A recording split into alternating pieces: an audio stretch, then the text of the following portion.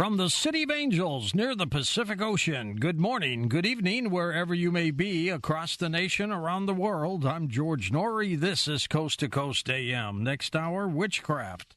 Here's what's happening. Microsoft Corporation said it will eliminate 10,000 jobs and take a $1.2 billion charge to its earnings as its cloud computing customers reassess their spending and the company braces for potential recession. The layoffs add to tens of thousands announced in recent months across the tech sector, which has downshifted following a strong growth period during the pandemic. Twitter has suffered a 40% drop in revenue since last year as more than 500 advertisers paused spending on the microblogging site. Elon Musk's $44 billion takeover of Twitter last October has been mired in controversy after the entrepreneur sacked thousands of staffers without notice. Investment advisor Mish Shedlock with us. Mish, not good news around the sector, is it? Bad news everywhere, George. You mentioned the Microsoft layoffs, and that's a new announcement, not, like they're increasing a previous number. Right. But advertising revenue at Twitter down 40%, 500 of the top advertisers going. Musk is trying to make it back with $8 a month subscriptions. Now, the interesting thing about that, George, is 10 days ago, I signed up for this. It's called Twitter Blue, and I'm still waiting to be approved. I don't know. I'm trying to give them money, and they're not even taking it, George. I've got like almost 30,000 followers. I post economic news on Twitter every day. I get a lot of ideas off of Twitter, George. I really like it. It's just got a lot of problems, so I'm hoping he can work it out. But here, people are trying. I can't be the only one, George, trying to give them money, and they won't even take it. Now, that's just sort of bizarre. There's really a lot of messed up there. Elsewhere on the economic front today, retail sales plunged another 1% this month. Last month, it was 0.6%. They revised it to -1%. I'm just looking at these stats, George. Food service, 0.9% down. Gas stations, 4.6% decline. General merchandise, off 0.8%. Motor vehicles, down 1.2%. Non-store, that's like Amazon, 1.1% down. Department stores, down 6.6%. And also, finally, the Fed produced its industrial production report, and it shows that industrial production peaked, manufacturing peaked in September. Guess what, George? I did some backtracking on this. Generally, a recession hits within a couple of months of industrial production peaking. Not good news, George. Ouch. Thanks, Mish. A helicopter carrying Ukraine's interior minister crashed into a kindergartner in a foggy residential suburb of Kiev, killing him and about a dozen other people, including a child on the ground. No immediate word on whether it was an accident or related to the war. Russian President Vladimir Putin could be ready to announce another mobilization round as Russia looks to bolster its armed forces in Ukraine. Kremlin spokesperson says Putin will deliver a speech talking about what is going on. Let's check in with Howard Bloom to get his take. It's still not over, Howard.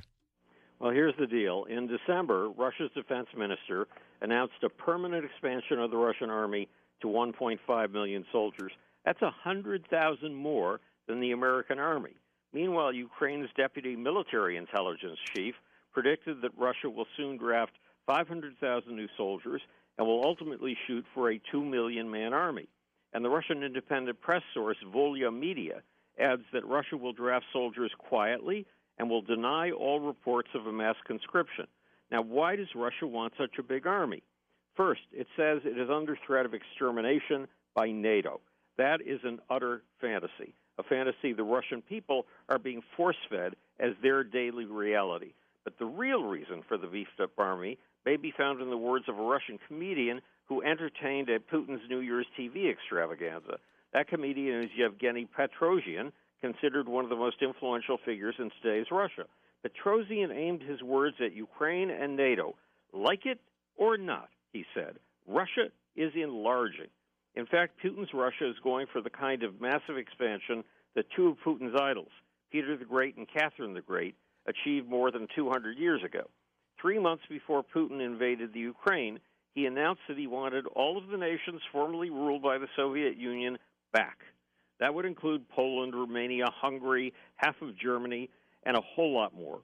It would amount to a third of Europe. But that's not all. As Dmitry Medvedev, Russia's deputy chairman of the Security Council, says Putin really wants an empire that extends from Vladivostok on the shores of the Pacific Ocean to Lisbon, Portugal on the coast of the Atlantic, 5,647 miles away, which may be why Maria Zakharova, Moscow's top propagandist, proclaimed in a recent TV interview, Russia will soon become the center of European civilization. Now, the center of European civilization sounds laughable, but Zakharova says NATO has lost its humanity. Only Russia, she says, preserves European civilization and glorifies Europe's best qualities.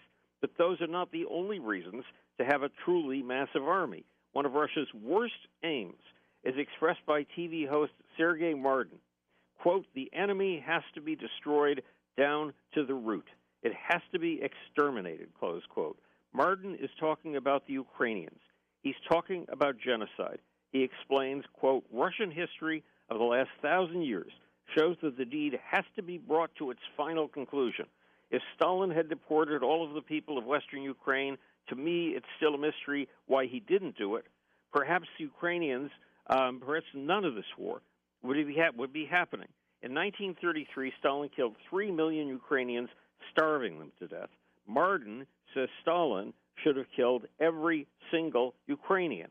So Russia apparently wants to draft roughly 500,000 men, vastly more than the 300,000 it drafted in September. It needs those men for the spring offensive that it hopes will take it one more step toward wiping Ukraine off the map.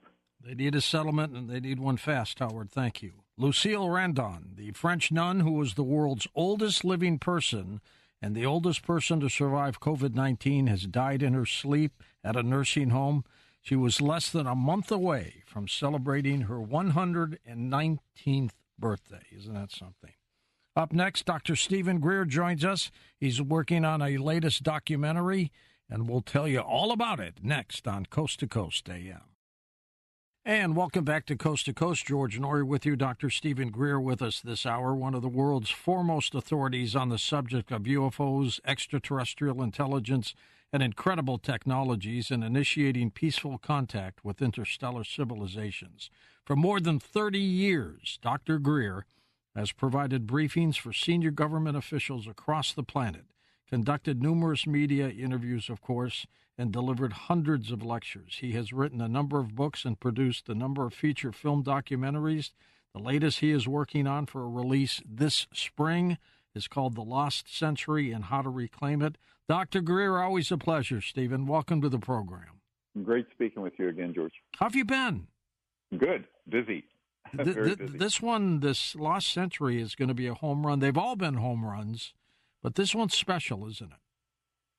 Well, it is. And actually, there's another fun film that just came out that I didn't do called Contact, the CE5 Experience, about the CE5 Contact app and how teams can go out, remote view, and make contact.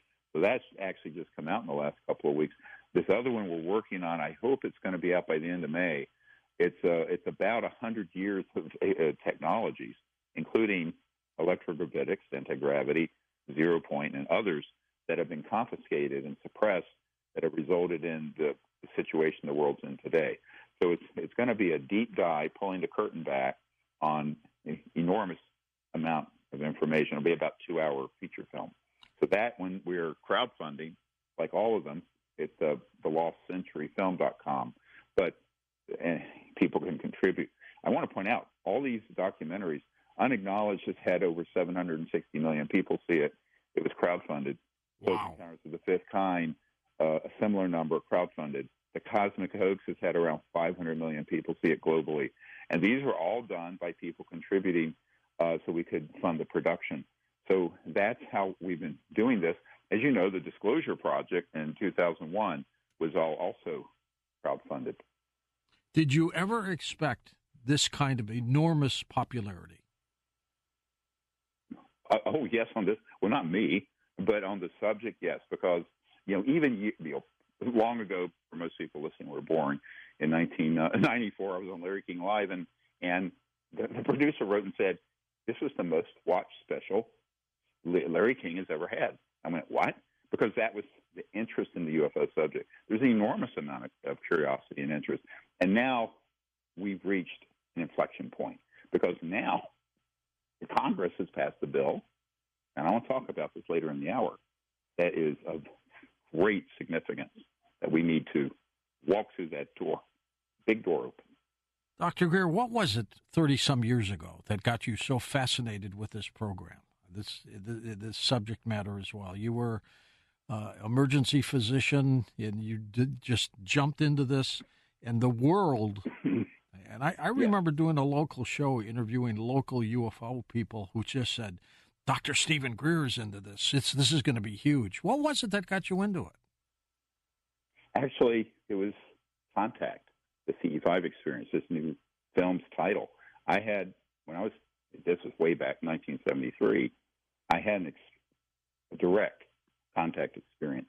And it taught me that these civilizations are transdimensional, and that they use technologies that are so far beyond what we have, not just for energy and propulsion, but communication.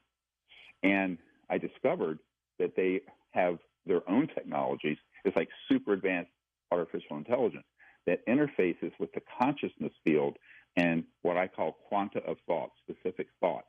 And that when I had this experience, I was 18 years old. I just turned 18, up in the Blue Ridge Mountains. It was the most astonishing experience. And so at that point, I knew we weren't alone, but that we weren't dealing with your granddad's Oldsmobile. We were dealing with an amazing, advanced level of technology and intelligence that is so far beyond what I could have imagined as a kid, or a young man at that age. So that's how I started. Then in 1990, I started the Center for the Study of Extraterrestrial Intelligence, and the main project was doing Contact, the CE5 Experience, the name of this film that just came out. And the reason for that is that I realized this whole issue was stuck in a sort of a late 1800s, early 1900s paradigm of a linear space-time. In reality, we're dealing with civilizations that have mastered not only the consciousness field, but traveling across the vastness of space, but not in a straight line through these other dimensions. So when I realized that, what are we going to do? The military has mucked this up with secret government programs, but the people, sort of the power of the people, could become these sort of ambassadors to these civilizations. And so I started an experiment. I was working full-time as an emergency and trauma doctor. And in 1992, I had a little group on the beach in Florida near Pensacola, and we did the CE5 Contact protocols. And by the way, the CE5 Contact app is a whole training program for people, for remote viewing, for making contact, and, millions of people are doing it. But we had 4 UFOs pop into the sky. Mm-hmm. One got filmed and photo and was on the front page of the paper the next day. Well, this got on the radar of the intelligence community, and I was immediately contacted by them. And they said, what do you think you are doing? I said, well, we're making contact. We know these are real. We've known these are real. And why don't, we let humans who are of good nature make contact with these civilizations? And they were very upset, very furious, actually. So that began my whole pivot over towards what the heck's going on with the government, or the secret government, not the constitutional government. And nobody's done it better, Dr. Greer. I mean, you jumped right into it. Dr. Greer's website for his new documentary, The Lost Century, is thelostcenturyfilm.com, linked up to coasttocoastam.com. And you've got some surprises in there about zero-point energy and it's free technology, yes. Don't you? This film is going to be shocking when people see the proof that 100-plus years ago, we didn't need oil. We didn't need nuclear. We didn't need coal. And what have we done to the planet and to humanity? I point out 3 billion people on the planet right now don't have any electricity or gas to cook their food. They're cutting down rainforests and desert shrubs. That's 3 billion. This was just in The Economist, very mainstream, major magazine published out of the United Kingdom. So we're ruining the human future and the biosphere for no good reason except massive amounts of global corporate greed and power. Now, that isn't going to change. I mean, these sort of changes, unfortunately, never happen from the center of power. They happen from the people. I grew up a very poor kid in the South in a 2-room shack with no central heat or air conditioning. And I was very involved in the 60s, 70s with the civil rights movement and things like that. And I've learned the lesson that, the powers that be did not make that kind of equality happen. The people did. Martin Luther King, we just had his birthday, a few days ago. Yeah. That's how change happens. So I realized on an interstellar level, we need the public to do contact and do the CE5 experience, because that's how we actually transform this early relationship between humans and various other civilizations. Were you surprised with the incredible support of the crowd-funded documentaries you've done? Well, it sort of was. I was very, we were lucky that in the case of Close Encounters of the Fifth Kind, which you can see on Amazon and Tubi, whatnot. That one came out a couple of years ago, right? Yep. And, people like Demi Lovato and Aaron Rodgers, the quarterback, and other people talked about it and put it out on their social media. And the same thing for Unacknowledged. This next one, we hope to have more support, because what we're trying to do, honestly, is not only raise awareness, but also find people with these technologies that are built, or get the funding in place so we can open source it. By open source, I mean release those plans and details without a patent or intellectual property, so everyone in the world could reproduce one of these devices, and we could quickly, what I call a time snap, where we, in 10 to 20 years, make up for 100 years of lost evolution. Do you put some of these on the big screen at all, or are they? What's your venue? We're going to be showing quite a bit. In fact, I was a few months ago out in the desert of Arizona, and there was a device, and it's plugged into nowhere, putting out 5 kilowatts of power for 2 years. Now, unfortunately, the scientist who has it doesn't understand that he shouldn't be keeping it secret. And, of course, everyone who's tried to keep it secret has been killed or taken it to their grave.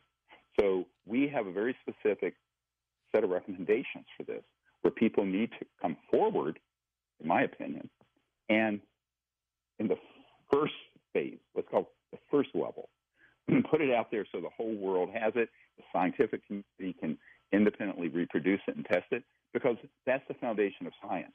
So if you just say, I have something here, but it's a black box and I can't tell you how it works and you can't reproduce it, no legitimate scientist is going to believe it, and they shouldn't. So I think there's a pathway here that we need to educate the public about. And if no one comes forward with a system, we need to create what I call a new energy physics lab that would do this and literally live stream the entire laboratory. And as soon as there's a breakthrough, it is open source release to everyone watching on the planet. What percent are you, Dr. Greer, close to getting this to the point where you think you're going to get this done? Well, honestly, I've tested and had engineers verify people with these technologies. None of them have been willing to do the strategy, and that's the problem. Because if you're going to try to do this like a Microsoft program or a new iPhone, that's fine for that. But when you're wanting to bring out a technology that is making a run at the foundation of, let's call it industrial fascism, that ain't going to happen. Because actually we're going to show to the public, we take the inventor's name off, a national security order rejection of a patent and seizure because, and it states, because of national security. Well, let me translate national security for you: money and oil. So that kind of corruption is real. It is not a conspiracy theory. we are going to prove it in this documentary. But it's really a call to action. I mean, what I try to do with these educational films, because they're really for the public, and the public's funding it, and it belongs to them, is get people to understand what's at stake. Hold on, Stephen. We're going to take a quick break. We'll come back and talk more about your latest work and also take phone calls. We've got Dr. Greer for another half hour next on Coast to Coast AM.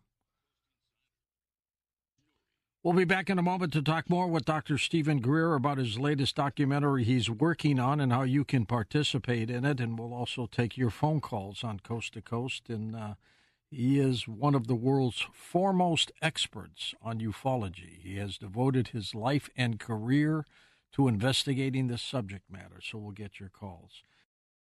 And welcome back to Coast. George Norrie with you, along with Dr. Stephen Greer. We have Dr. Greer this hour. We're going to take your calls as we continue chatting.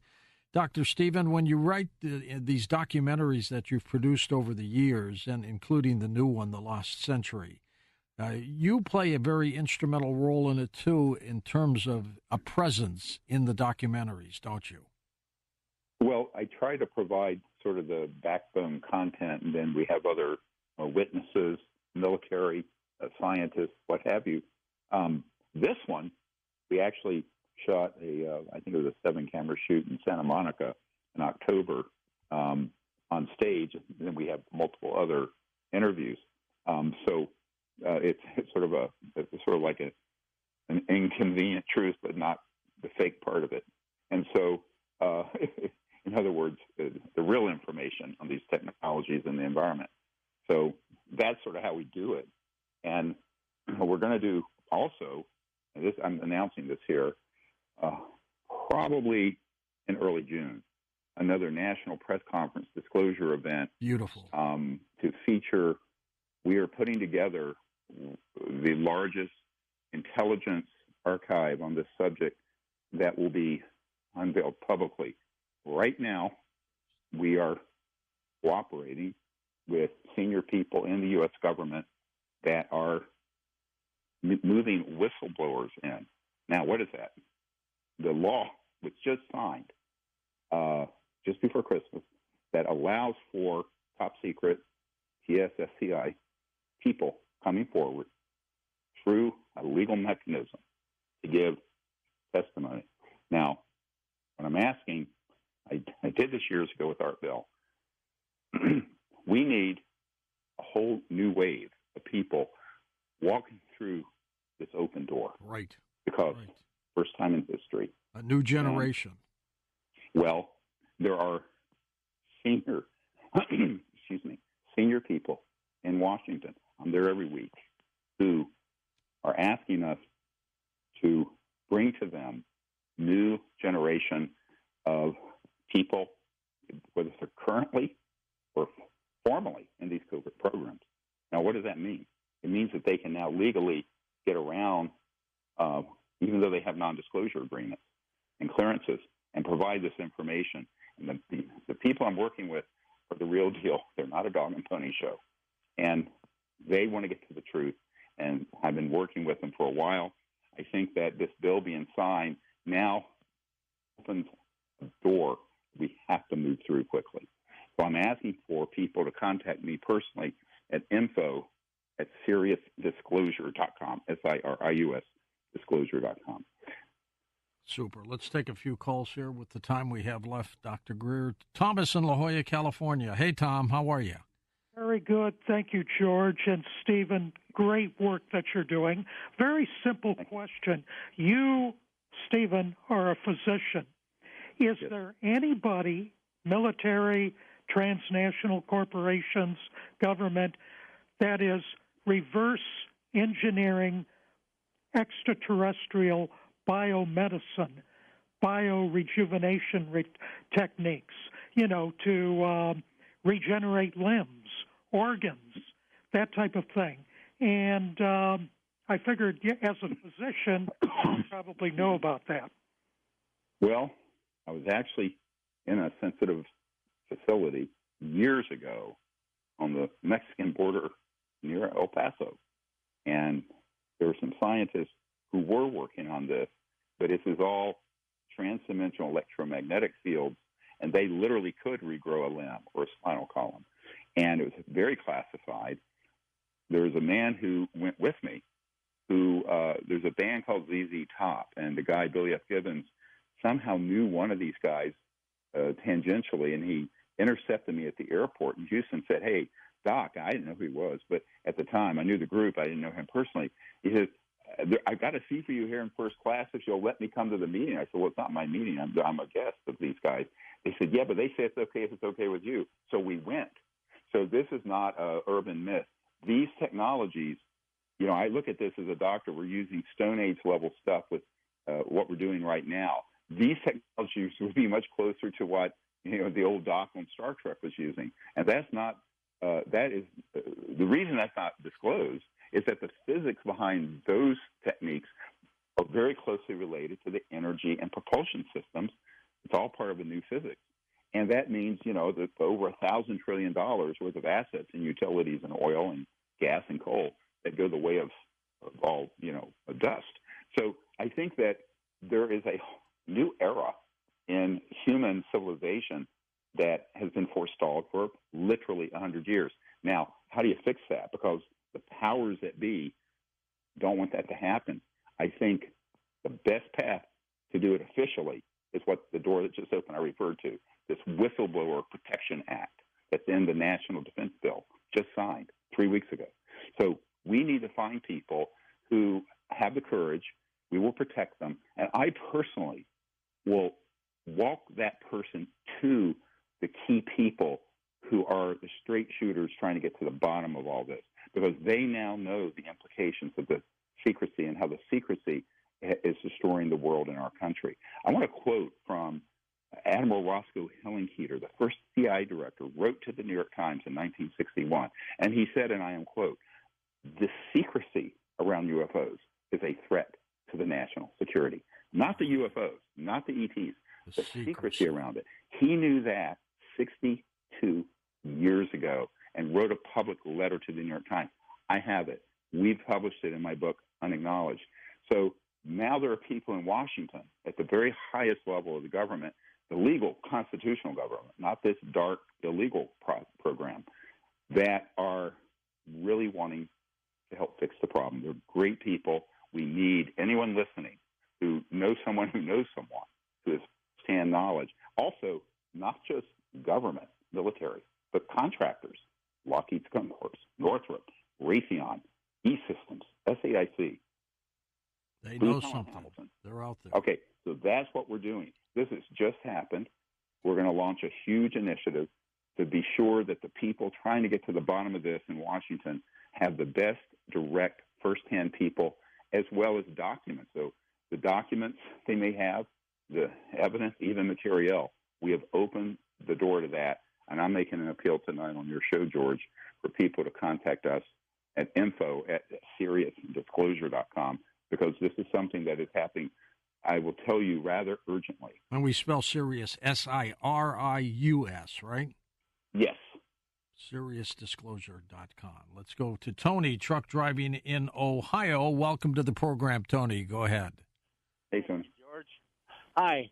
Hey, basically what you're saying is if you're going to invent some type of machine, you're going to have to do it for the love of it, not for trying to make money on it, because whenever you're trying to make money on something like this and you put in for a patent, you end up dead, basically.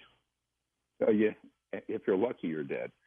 Frankly, people have had worse fates, imprisonment, torture. Do you ever look over your shoulders, Dr. Greer? Oh, well, yes. I mean, we have a whole security operations that are around what we're doing. It's, when I go to D.C., yes, but I mean, we don't talk about that. But, I'm a civilian, but I have people who are really helping with, we have former Navy SEALs people helping us. We have all kinds of people. But what I'm saying is that these technologies, I think someone could be very successful financially if they do it in the second phase. In other words, the first phase is sort of like open source it. The second phase, after the whole world knows it's there and it's real and proven and scientifically proven and reproduced by people all over the world, then you can start developing specific applications, something to replace your heat pump, something to run your computer so it never is plugged in. It's pulling energy from the fabric of space around you in this quantum vacuum flux field or 0 point. So that, I think people just have the strategy backwards. They're trying to monetize with money and patents and secrecy something that is too hot to handle that way. And everyone who's tried to do it since Nikola Tesla has failed.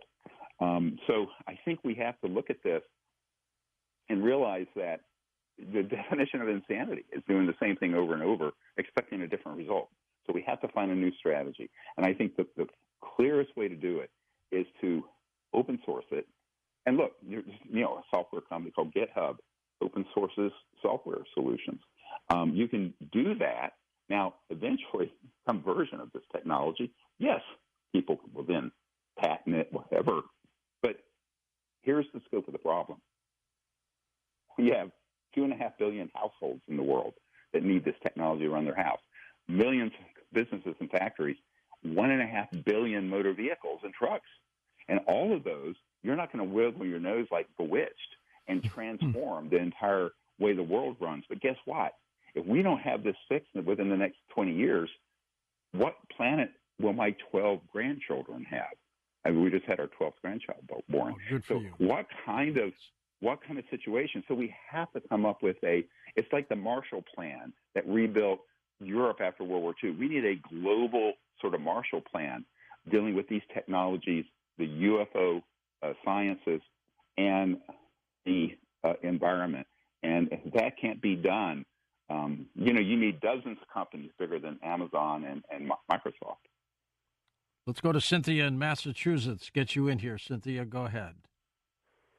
Hello. Hi, Cindy. Go ahead. Hello. Yeah, I'm a very simple person, and I just wondered about the fact of when we have visionaries and UFOs, I don't know if there is a difference in understanding UFOs versus a spiritual perspective.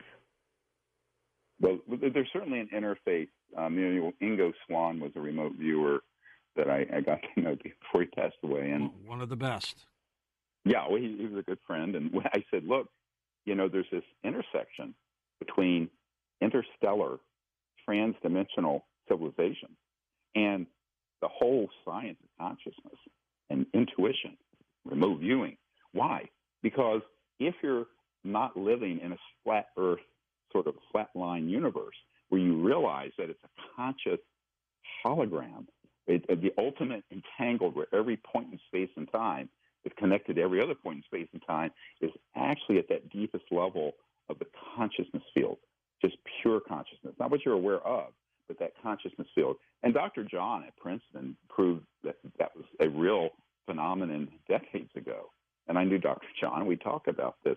So what we're doing with the CE5 Contact app is putting that into practice, see what happens. It's a global experiment in making contact. The reason it works is that civilizations that go beyond the speed of light are interfacing with mind stuff, the consciousness field. And that sounds very bizarre to nuts and bolts scientists until you look at the proven science that's been done with remote viewing, but also in labs like Dr. John's lab at Princeton Engineering. We're almost out of time, Stephen. Take some moments to talk to how people can participate with the Lost Century. Well, we need two big things. Your support for the crowdfunding at thelostcenturyfilm.com, because that's how we've done all this. We also need people to get the word out about it and help us. Third, if you know anyone who has one of these technologies who could cooperate with a strategy. I have some people now that I think if somebody's put a lot of funding and resources in developing something, we could make them whole and then open source it and not go the patent route. So very quickly, the whole world would know this is real, the whole scientific community. So that's another thing. We need people out there kind of like troops on the ground looking for this and helping us find those. And the other is get the word out about this big development in Washington, where the Congress passed and the president signed a bill that it's $760 billion bill for the Pentagon that includes this provision for UFO witnesses and whistleblowers to come forward. That's huge. And officially. That just happened just 2 days before Christmas, I think. So that is something we need help with, because that's all about networking. Everyone listening can put the word out and say, gee, there's an initiative here, and then contact us at info@SiriusDisclosure.com, SIRIUS disclosure.com, because the more people who are courageous to come forward, and we'll protect them, the more you get people, the senior levels of government, who are not part of this conspiracy. Keep doing what you're doing, Dr. Greer, please. Keep doing what you're doing. We'll be back in a moment with more on Coast to Coast. Patti Negri back with us. We're going to talk about the paranormal, a little bit of witchcraft, and a special 3-hour presentation in just a moment on Coast to Coast AM. And welcome back to Coast. George Norrie with you. Patti Negri is a psychic medium and a good witch, best known for her recurring role on the Travel Channel's Ghost Adventures and the Paranormal Show on YouTube, Overnight with Elton Contati and Corey Shearer. She is the author of Old World Magic for the Modern World. Patti has a popular weekly podcast called The Witching Hour and has launched her second weekly podcast called The Witches Movie Coven. Patti is also a partner and vice president of Paraflix.com, which is a streaming service, and her book is called Old World Magic for the Modern World. Patti, welcome back to the program. It's been a couple of years. It has. Thank you so much for having me back. I am thrilled. And leading me in with the Stevie Nicks song. Nothing better, George. You got that right. Lots to talk with you about. How did you get involved in witchcraft and the paranormal in the first place? Honestly, I think I was just born into both of them. As long as I could remember, literally being a toddler, I was talking to spirits. And I knew they weren't just the imaginary friend that, our modern Western non-mystical society explains to us. I'm like, no, they gave me real information. And it just didn't get taught out of me. My mom was like, yeah, Grandma did that. So, okay, so it's not the devil. It's nothing bad. And so also paranormal, if you see ghosts and talk to ghosts, you're going to kind of fall into that world. And on the witchy side of things, on the same end, I would be in my little suburban backyard picking rosemary and picking mint and stuffing it in my mom's wallet, knowing it would bring her more money. She was not quite understanding. Like, what are you doing? No, it's money. No, it's not money. It's sweet. No, it's money. And years later, I studied plants and apothecary, and I was right. A little toddler running around. So it's just, I think it's in the blood. And is it my imagination, or are more people becoming interested in the paranormal? More and more people are becoming interested in the paranormal, bigger by the day. Like the show, that I do regularly, Ghost Adventures, it's in like the 26th season or something like that. I don't know how to do the math on TV because it's like 12 years, 20. I don't, that doesn't add up math-wise. But no, look at every station on Travel Channel is almost all the regular shows, like not docuseries and not reality, put on a paranormal aspect to it. I last year started a streaming service called Paraflix. It's like Netflix, but it's all paranormal with 90% new programming because everybody had already seen everything on Travel Channel and Discovery Plus. It's growing and growing and growing. Why the interest? I think a couple of things. One, I do think that the veil literally is thinning between the worlds, and more paranormal or unexplainable to the old facet of logical science is happening. More haunted houses, more things, and better equipment. All these, where it used to be, if I as a medium was going, and the ghost is waving their left hand saying hi, and people believe me or not believe me. Now there's this new invention called an SLS camera that I'm in one room going, the ghost is waving their hand left and right, and somebody in a different room with the camera is showing a green stick figure doing the same thing. We are not in contact with each other. So science is catching up. So I think it's more stuff is it literally, as we move into that age of Aquarius, they sang about in the 60s, it's a different world. It's not our parents' world, and the veil and parents' world. The veil is thinner, so more stuff, better equipment that kind of starting to prove it. And I think the other reason is the world is scary, and so people want something to know there's something else out there. Have you ever had a bad paranormal experience, Patti? I have had a couple. Oh, you have. Can you share them with us? Yes, I gladly will. Again, since I was a little kid, always believed that it's not overly scary. I mean, there's good ghosts and bad ghosts, but I've always had a respect.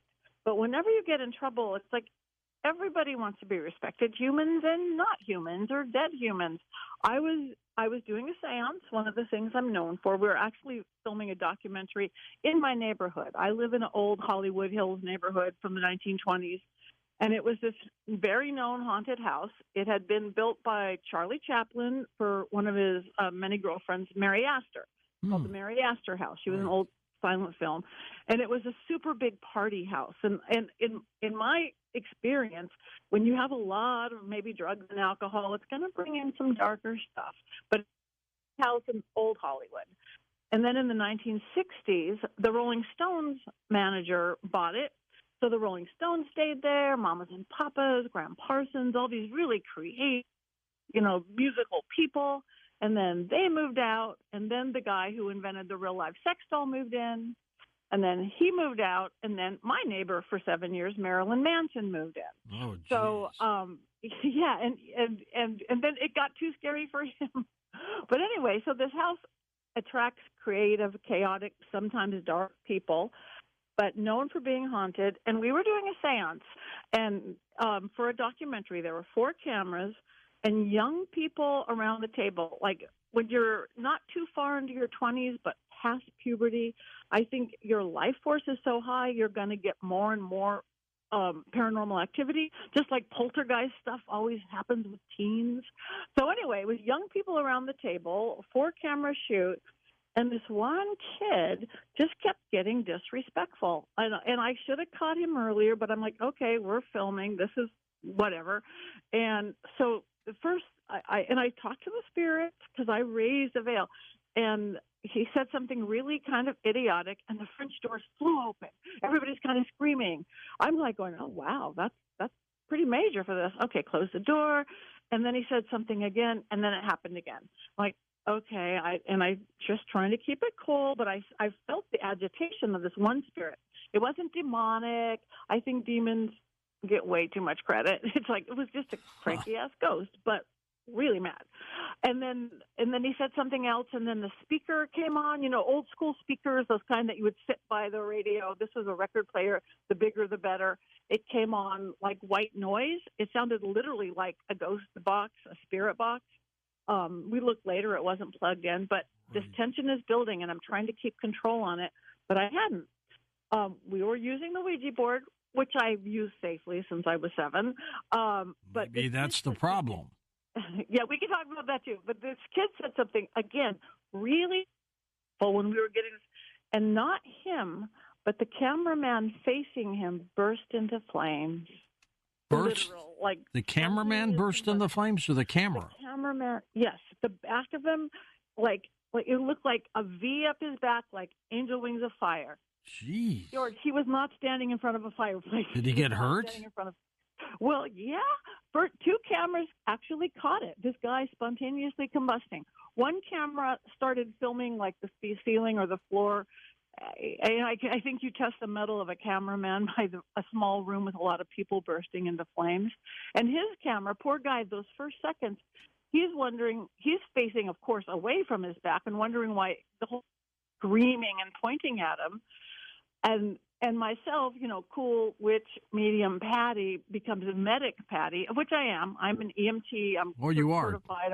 I am. Okay. You got to be. And I'm like, drop and roll. And I'm calling in all my guardians and wards to shut it down. I'm like, we are done. I don't care what we're filming. This is not okay. No one burst into flames on my watch. I'm like, oh, my God. His shirt burnt off him, George, like it was a synthetic. Jeez. It was a heavy cotton. It burnt off like it was a polyester. And I assume there was no natural excuse for why it happened. No, zero natural excuse. There was none, and we caught it. So But I'm like, we are done. But the guy who caught on fire, he's a filmmaker. He's a super skeptic. He was so in awe that he caught on fire. He's like, I'm okay. I'm like, you're not okay. He's like, I'm okay. I'm like, you're not okay. He's like, no, look, I have a sweater. He took off that burnt shirt. He's like, we could do this. So I tried to talk to the spirits. I'm like, we're not even going to get rid of you. I looked at the kid who caused all this, and he was no longer going to be any trouble. He became like the choir boy in the corner, like never a word to speak. Once you see that. So anyway, we finished it. Some more crazy stuff happened. A glass flew out of the cupboard. The most paranormal stuff I've ever seen, and I've seen a lot doing this for decades all over the world. But the cool part of this story is, and why it turned into a good story, is the cameraman. 3 weeks later, he showed me his back. He goes, Patti, look at my back. And where the scarring had been from the blistering, it totally looked like he had got a tattoo of a dragon. Oh, wow. That's how it healed. It healed into a tattoo of a dragon. It healed into a open mouth, sharp teeth, winged head, into the shape of a serpent. And Was that permanent for him? Well, yeah. I tried getting some, but no, that is the exact energy I called in to shut down the seance. I work dragon magic. It's crossroads energy. I mean, dragons have been around forever. Chinese mythology, every Chinese magic, mythology, everything. It's an energy, whether you believe crossroads. It's powerful. And I'm looking at it going, oh, my God, you have a tramp stamp of a dragon on your back.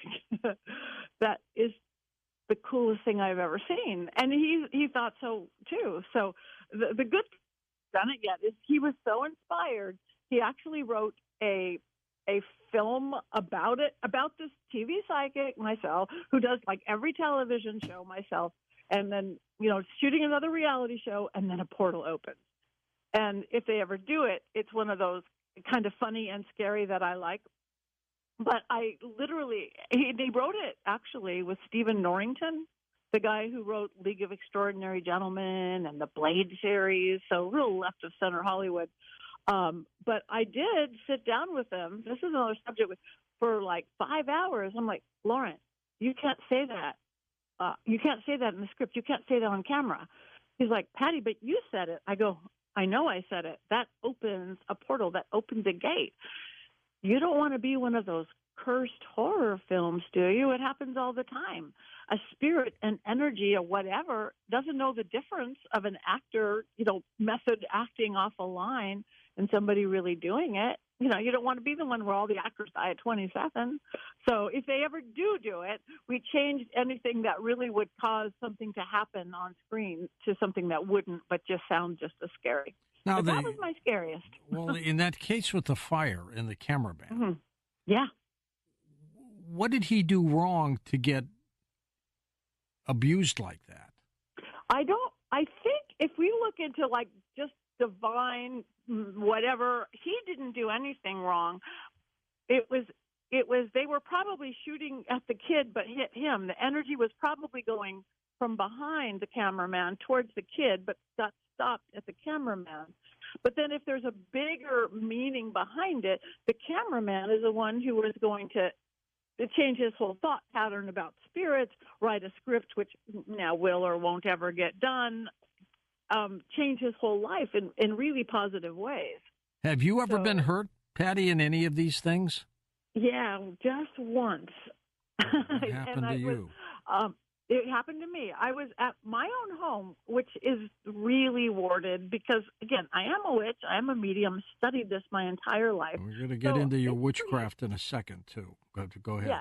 So it's really warded. But my old podcast, before my witching hour, I had one called The Magic Hour.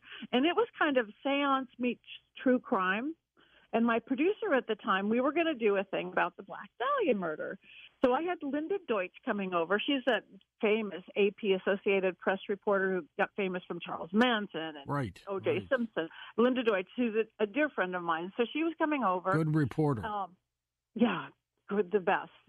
and a big believer in the paranormal and supernatural and magic, and she's one of my dearest friends.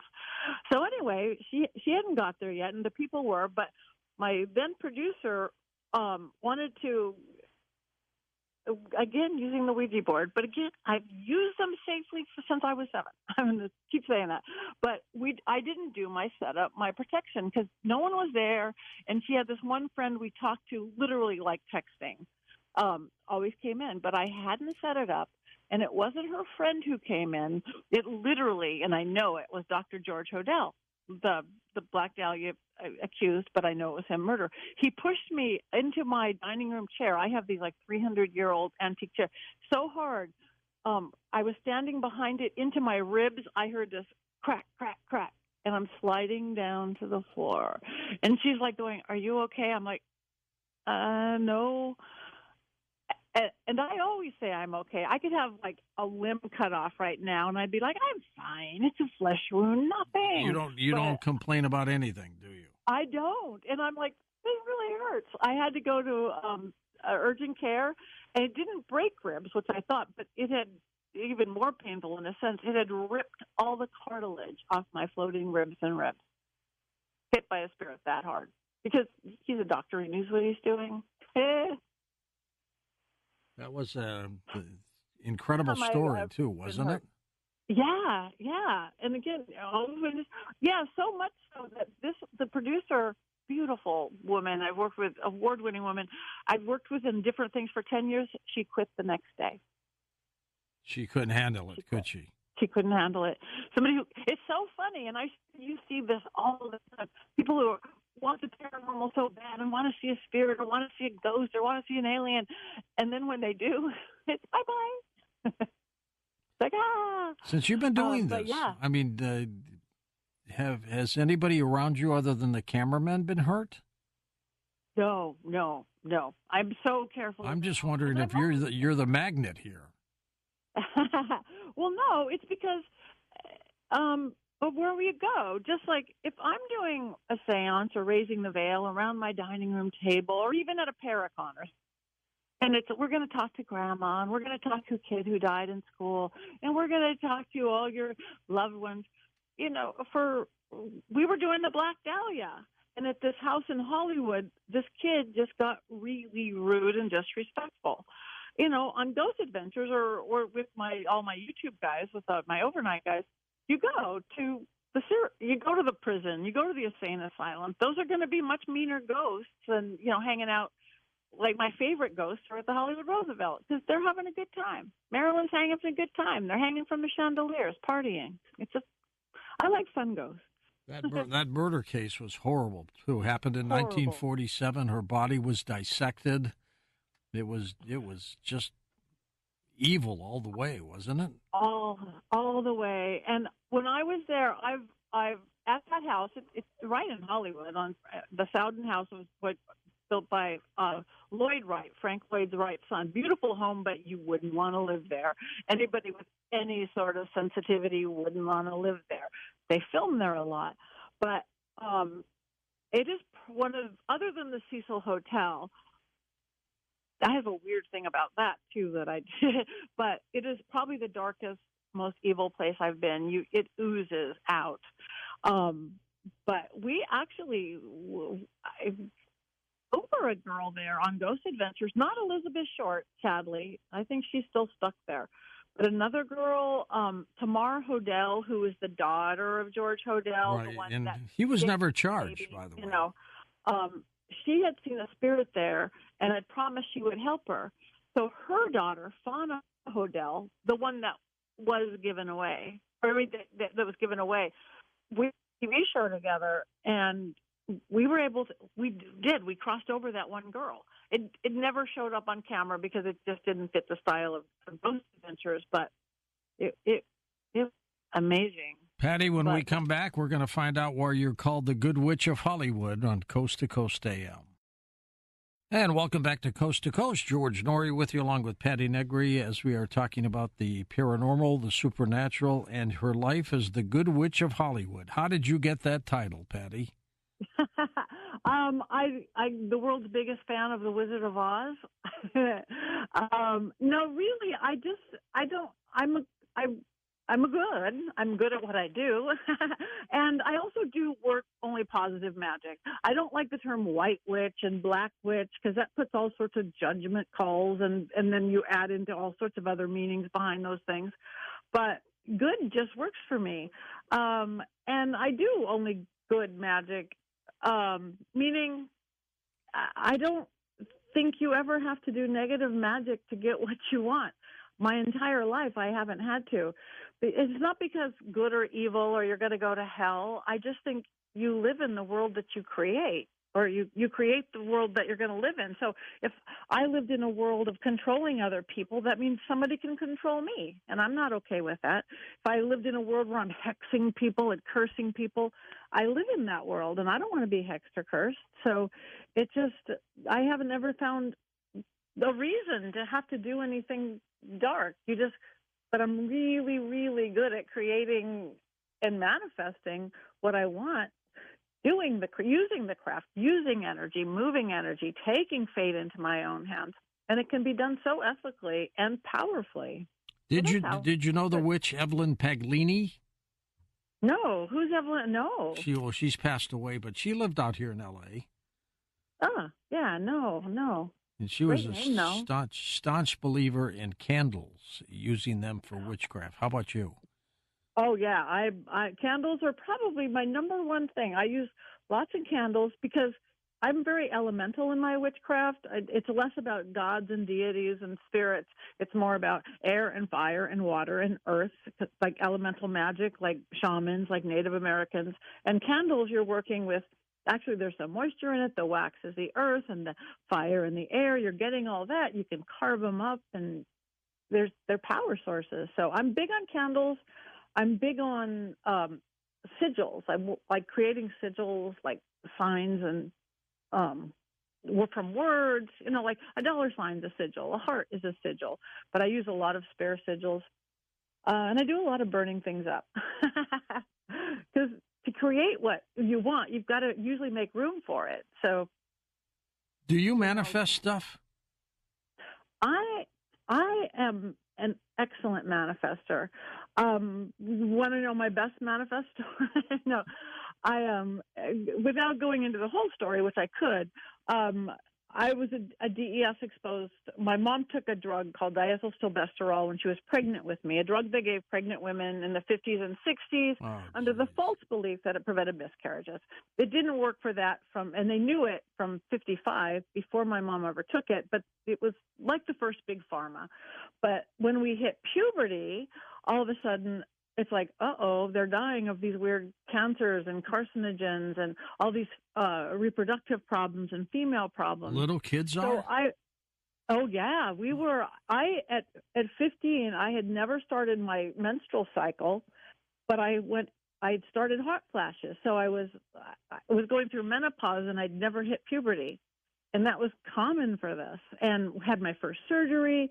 So it was a mess. I literally was a victim of of health issues from 15 to 30, put out surgeries and this and that. Does she have lupus? We don't know. Fibromyalgia? We don't know. All these autoimmune diseases that are rampant now, really going back to this DES, which was the first synthetic hormone ever created.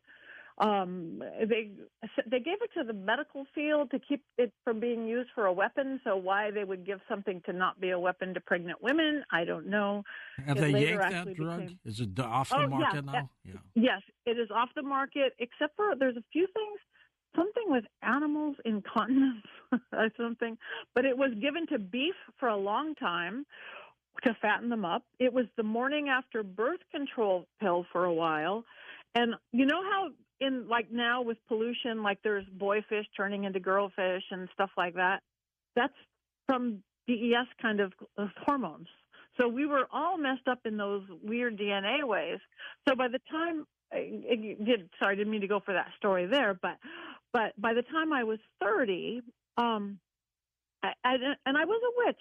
I started young at this. I'm empowered. I believe that we are powerful humans, that we are magic because we are divine and we are human and we have free will, which is the wild card that makes us amazing. But I had this weird thing that by the time I was 30, the doctor said, okay, if you make it to 50, which you probably won't. The doctor told you that? Yeah, it was basically, I had all the pre-carcinogens and all the female places, and the breast cancer risk of a DES exposed is insane. And I had 5 fractures in my spine already, because when you go into menopause at 15, your bones go. So you get osteoporosis and everything else. Osteoporosis, everything else. And by then, because of my ovaries not working, I developed a tumor in my head, in my pituitary, which now I think just makes me more psychic. But so, this horrible diagnosis, this horrible prognosis, and it finally hit me. I'm a witch. And then you don't have to be a witch. I think humans can do it. We just give away our power. But I went, no, I am not. I'm not going to buy into any of this. And George, every single symptom went away. The weird rashes, the sickness, the illness. Gee, what about the tumor? The tumor, it just sat there, kind of shrank a little, does do nothing. It was pushing on my optic thing where it was going to cause blindness. I haven't even had it tested in a long time, because it just kind of just floated into nothingness. It was there, but and so by the time I hit 50, I was like, I had not been sick in 20 years at all. And I'm like, I'm healthy as a horse, and I'm strong. And I decided, how do I show the world what people can do? I am no better. I am no smarter. I am no more magical than I'm just human. So I decided, being as I do live in the middle of Hollywood and I'm in the entertainment, I'm like, I want to try out for the world's hardest obstacle course. I want to try out for the TV show Wipeout, because that looks really scary. So a girl who was supposed to be dead or in a wheelchair, I literally beat 100,000 people, because they tell you that, and I got on the TV show Wipeout, using magic, using manifestation, and total belief. And are you a Wiccan witch? I'm much more than Wiccan. I started out Wiccan like in the 80s probably, but now I've added so much ceremonial work. I've added a lot of chaos magic. I add from pretty much every religion along the way. I study religion. My grandfather was a very famous philosopher, psychologist, psychiatrist, but a different door. He was atheist, so he wrote all these books on sex and religion, but it's all bullhucky. I look at all of it, and it's all right to me. Just it's whatever template you dress it up. But anyway, so I manifested this Wipeout, and I'm like, oh my gosh, this is what you can do. So it's addicting, and so then I'm like, okay, they won't let me cook. I can't cook. I got kicked out of home ec. And I still haven't been sick in decades. I don't get sick. And I'm like, I want to cook for Gordon Ramsay. So I manifested, and I'm on MasterChef Season 3. Gordon Ramsay is afraid of ghosts, by the way. And they tell you a lot of people are afraid of ghosts. A lot of people are. So, and then I'm like, oh, this is very addicting. This is fun. I want to show people, because, I teach people. I work with people. I want something I should not have been on a cooking show when I don't know what saute means. So the odds would be 100,000 to 1 if I did know how to cook. They're probably unbelievable odds that I don't know how to cook. So then I said, okay, I'm going to be on America's Got Talent. And I don't have any talent. I was a dancer, but not great. I can't sing. I'm not that. What did you want to go on as? I went on as a psychic. Next thing I know, I am rolling around on the floor with Howie Mandel, again, making a fool of myself, which I enjoy. But just to show the power of humans. Oh my God, we can do anything we set our mind to. And I don't care if you use witchy terms or you use psychology terms or you use religious terms. It's all the same thing. It literally all connects into that mind, body, spirit that 20,000 books are written about. Or in witchcraft, I call it creation working dispatch.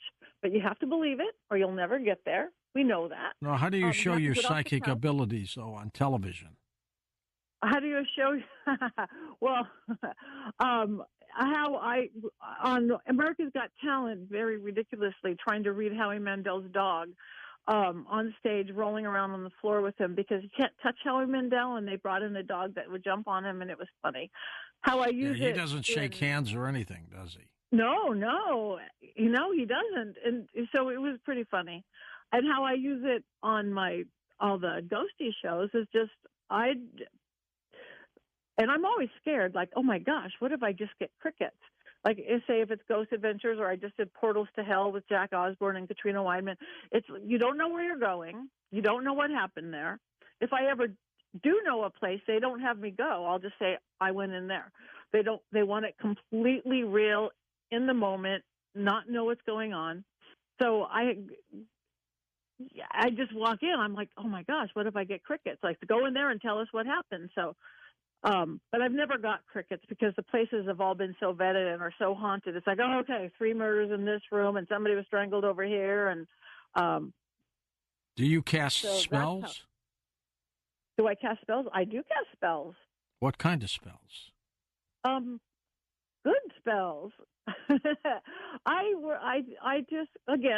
use spell work to get on MasterChef, Wipeout, and America's Got Talent. I mean, spell working is a manifestation. It does that same mind, body, spirit. I do money. I'm really good with money spells. I put it on the internet, this $1 money spell that every time I've ever done it for decades, you have to burn a dollar bill. No, okay, maybe it's a federal offense, but you don't get in trouble unless you try to have the government replace it. Love spells. Now, if somebody wants a love spell, I won't. Here's the difference of good witch or not so good witch. If somebody wants a love spell, yes, let's do a love spell. I'm going to change your trajectory. We're going to look at the blocks, and I can help you find the love of your life. If you want a specific person, I won't do that because I want Fred, I want Bob, I want George, because we don't have Fred, Bob, or George's permission. So I just personally don't want to do that because then we're controlling them, and then again, I don't think they'd like that. So you really are a good witch. You're not into anything weird or strange or anything like that. No, I'm not into weird or strange. I don't eat babies. I don't. No, I don't. I love. You don't put curses on people. No, why would I do that? No, I don't think you would. I mean, I've done defensive magic as needed. I put somebody in the freezer now and again, but even if I'm doing that, it's like I'm only freezing out that you cannot hurt me or my family or my home or my animals, and even that would be rare. But there are curses that are out there, aren't there? Yes, there are. Most people that think are curses, I think are almost self-created. I remember one of my teachers early on said, the best curse you ever do to someone not to do it is say, I curse you, and walk away. You never curse them. They create their own curse. Self-fulfilling prophecy, we do it every day. That's why I'm so picky. Bad psychics that tell people that these things are going to happen. It's like, you just took away their free will because they're going to believe you. And we have free will. So, no. I remember when I was a kid, somebody said, number one, told me all those female problems I was going to have and almost everything. And she said, you're going to have 3 husbands. Yes, indeed, I am on my 3rd husband, and it's the good one, as she said. But had I been the psychic way back then when I was a kid, I would have said, you could have 3 kids, 3 husbands, it's in your cards. But you could avoid the first 2 if you don't marry a daddy figure. My witch side always trumps my psychic side. We're going to take calls with Patti next hour, and the hour after that, she's with us for a special 3 hours. What is dragon magic? Oh, dragon magic. It's what I use to stop somebody catching on fire. Again, dragons have been forever. Look at medieval. Look at all the shows about that. Look at Chinese. It's an energy force. You don't have to believe they're real breathing animals, or you can, just like fairies or angels or everything else. But it's crossroads magic. Just like when you look in magic, like, hoodoo, voodoo, you take it to the crossroads. Even in witchcraft, we take things. At the crossroads, things can change because it can cause shift. Like, let's look at otherworldly beings. Angels. Hey, angels are the highest of vibration. If you think they're real or not, or just an energy, they're way up there, but they're dextral. Angels, in my experience, can do 2 things. They can enlighten, and they can protect. Two really good things, enlighten and protect, but they don't have a sensual side. They can't really cause change and shift and bring you love and money and health and all those things. Maybe health, but they can't cause a shift because they don't have the sensual side. The word sensual means shift or change. The word sin comes from it, but not in the Judeo-Christian of sin being something bad. It's just shift. But dragons, they can fly. They're not just up there in the heavens. They can fly from heaven to earth. Therefore, they live at the crossroads of change. They also can breathe fire and brimstone on you. They breathe fire and brimstone. I literally teach people how to get, and I get the silliest. If I next time I see you, I'm going to bring you a dragon. I get the silliest little plastic dragons, and I can't tell you. I can't tell you. Like the A-list movie stars who have my little dragons, or the sports stars, or the politicians, because you breathe life into them. You create a spirit. We create spirits all the time, little fetishes. Not like tickle your foot fetish, but like creating a real living entity out of an inanimate object. Hold on, Patti, hold on. We're at the top of the hour. We're going to come back and chat more with you about witchcraft and about the power of just the paranormal, and we'll take calls. We're going to come back and take calls with Patti Negri as we talk about the paranormal world and witchcraft on Coast to Coast, and you're part of the program. And welcome back, George Norrie, along with Patti Negri. We'll take your calls this hour and next as well. Patti, in terms of paranormal activity, do you think it's increasing? Yes, I see in my own house. No, everywhere it truly is. It's more and more people are aware of it, so therefore they're even noticing it with the increase of the interest in it. I think that the increase in interest in it is because times are scary, and times are really scary. So between pandemics and unrest, there's always been unrest. We know that. Of course. But there's never been 24-hour-a-day TikTok, Instagram, news, every channel. So people traditionally would go to religion. They would go, I'm going back to church. I'm going back to temple. For some people, that's not keeping up with them. So that's why I think the rise in alternative religions, New Age, paganism, witchcraft. Witchcraft is the largest growing religion right now in America. But some people don't want that either. They don't want religion, and they don't want spirituality. They just want to know there's something out there other than what they see on their TV screen every day. They want to know that there's something more than this. So they're getting into the paranormal. They want to go on a ghost investigation. Let's look into Bigfoot, all the extraterrestrials, to know that there's something more. I think that it's really that's almost like a new religion. I hope it doesn't become a religion, but in a sense, it's the new escape and the new solace of there's something else. Absolutely. And that, along with the new awareness, and that along with the fact that stuff is increasing, and we have the equipment to show it. Yeah, it's just getting bigger. Tell us about your YouTube program. My YouTube stuff. I work with my world keeps getting younger. It's so cute because working with Ghost Adventure all these years, that's the 40-something guys, and then start working with Elton and Corey. That's going into the 20-somethings. They are great because the thing about, and now I'm working with Awesomeness TV, which are the teens, and now I'm working with these 13 and 14-year-olds. But it's great just to have their eyes open of possibility and that it's a big world.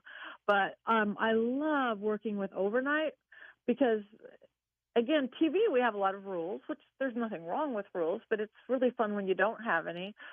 Like when we were at the Cecil Hotel, I did the Cecil Hotel. We did the big Discovery Channel launch, the 2-hour Ghost Adventure special. Yeah.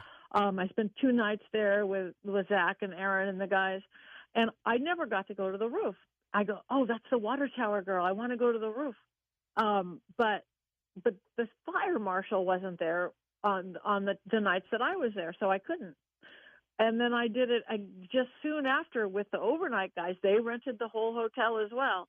And I'm like, I'd sure like to go to the roof. Is the fire marshal here? And they're like, Fire marshal? What fire marshal? We don't have a fire marshal. Oh, okay, let's go to the roof. So it's kind of like Wild West fun. But I've done some wild things with them because of that. I channel. I'm a trance channel. Oh, you are? And we were in a hallway, and I thought I was channeling. When I channel, I literally go in. It's kind of like dream state. You're kind of half aware of those dreams. You're half aware. And I thought I was talking. I rock. I do kind of rock when I'm kind of in that space. And I was rocking so hard. Some guy, I was standing at a wall in a hall. One of the guys had to put his hand behind my head so I didn't give myself a concussion. But I thought I was rambling away. But all they heard was rambling, just gibberish. And Corey, who I've been working with these guys, kind of training them a little bit, he goes, "We should play that backwards." Literally, they played it backwards, and I was speaking English backwards. How about that? I can't even do my alphabet backwards, George. Like, if I got pulled over for drunk driving, it's like, no. I don't think a lot of people could. Yeah, I know. I can't even. I'm like this really good speller who can't spell badly. I'd be going Z-Y-X. So, but yeah, they played it backwards, and it was English. That's like, wow, that should be on my resume. Because that's weird, and I do see the other side is very reversed image, so it may sort of make sense. If somebody comes to you and asks you to put a bad spell on somebody, would you do it? Mm-hmm. No, I wouldn't. I absolutely wouldn't, because number one, I don't think there's a need to, and number two, I'm not going to take the karma for it. Now, somebody else would say, "Oh, if you get paid, then they're taking the karma for it." But I would sit there. I wouldn't just turn them down and send them somewhere else. I'd first tell them to try to talk them out of it and why, and teach them ways to, like, that they wouldn't have to do that, but they could get whatever they wanted and leave the other person alone. And if that didn't work, then I would send them to somebody else. Again, I don't have judgment calls. One of my best friends is a dark magician in the world. So it's not a judgment call like that. It's just not something that I need my life to be, because it seems like when you go too far into dark magic, you're just not as happy as I am. You seem to get a little paranoid sometimes. You seem to get a little having to do defensive magic a lot. And I just haven't found the need. You do agree, though, Patti, that there is evil out there. Oh, yeah. There's definitely evil. Let's take some calls for There's you. definitely evil. That's why I said I would do defensive magic, and there's evil people, and there's evil spirits, and there's probably evil demons, and evil aliens, and evil everything else. David in San Jose, California. Go ahead, David. You're up with Patti Negri. Good morning, Patti. Hi, George. Hi, Davey. Happy New Year's. Three things, Patti. I had a mother that practiced witchcraft, and she, my brother told me that she had gotten a little baby goat with my T-shirt and a picture, and sacrificed it and threw it into a 3-foot hole.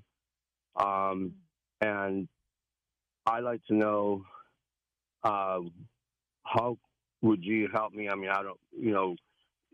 so many people try to get a hold of you, but would you be able to help me? And then two, I had a minister friend that always tried to curse me that I would never be financially, and successfully in my career.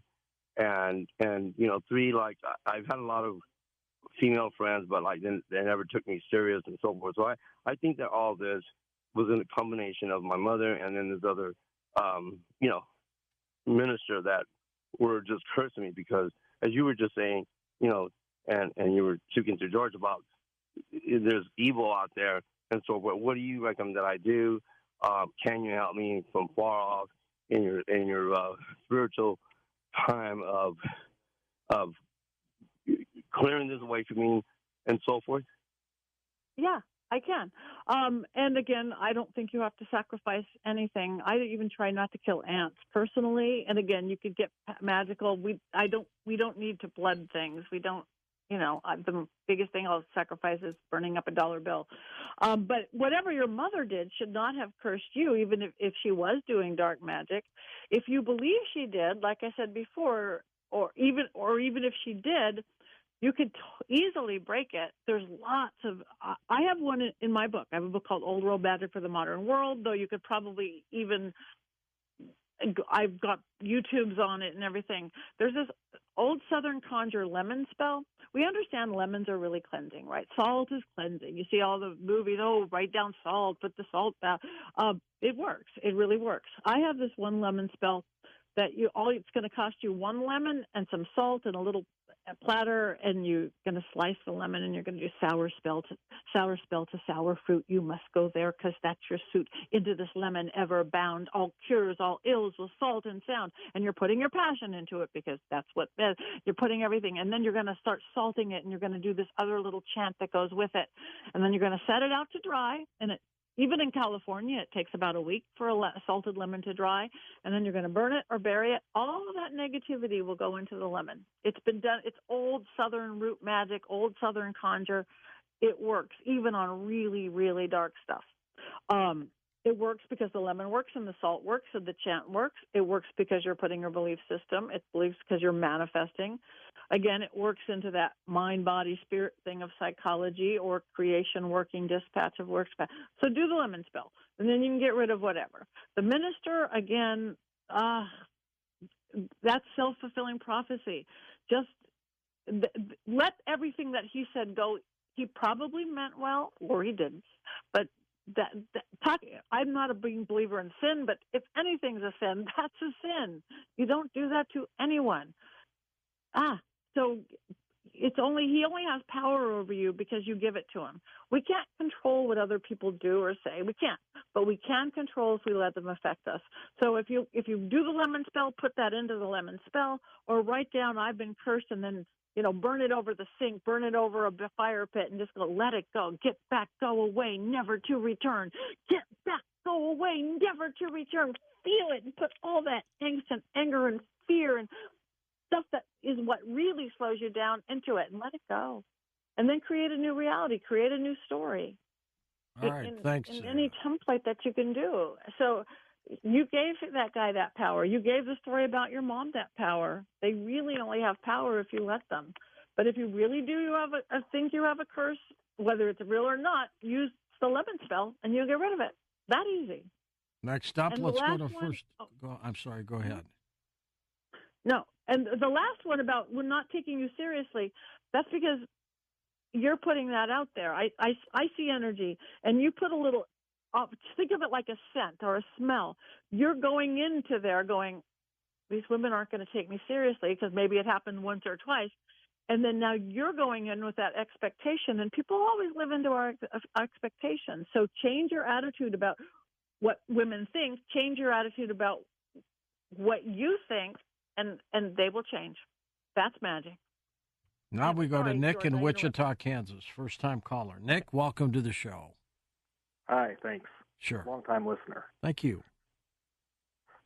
Go ahead. I just wanted to ask Patti, I'm a bit of a natural skeptic. I just wanted to know if there's anything, I want to experience something paranormal so I can believe. Is there anything I can do to increase my chances? Oh, there's lots of stuff to do. I teach people how to develop their own gift. So do you want to see something paranormal, to develop your own gift, your own intuition, psychic ability? I'd like to see a cameraman's shirt burst into flames. That'd be cool. That does it. I would do one way that really works. Be open to it, because, again, if I work a lot left brain, right brain. We understand our left logical brain. That will never help you see anything paranormal or psychic or anything, because it doesn't work with our logical brain. Our right brain, that intuitive, creative, spiritual, magical brain is. It's learning to shush that. Like, wow, do I feel something behind me? Oh, no, somebody opened the window. You just shut it down. Just say yes to everything. And a way that I learned to do it, I kind of developed this thing I called Dream School. Put a glass of water by the side of your bed, because water is a conduit. We know that. Water is almost 60% of our body, almost 70% of our planet. Water is attached to emotion. It's the water element. Don't drink water by your bed, though, because it collects everything. That's why it tastes so bad in the morning. Put a glass of water by the side of your bed. And then whatever, if you do believe in anything, if you believe in God or angels or spirits or your own higher self or just universe, whatever, I want to develop my gift. I want to see something paranormal. I want to feel something paranormal. What you're doing is giving the universe, your higher self, God, aliens, whatever word you want to use, power to download information and gifts to you while you're asleep and your chatty left brain isn't in the way. So it'll come either in dreams or even downloads. And in the morning, I set my alarm for 10 minutes before I want to get up. And when that first alarm goes off, hit the snooze button and go, okay, give me clarity, focus, and direction, or give me insight, psychic ability, and a paranormal experience, and then go back to sleep because you're still in a different brainwave state. When you wake up in that 10 minutes, grab a pencil and just write, even if it's just 2 minutes. You'll be surprised what comes out. And some people immediately get stuff, and you'll start noticing things. And then you throw out the water and then go on with your day. Another way to really tap into your gift is get into nature more, follow moon cycles.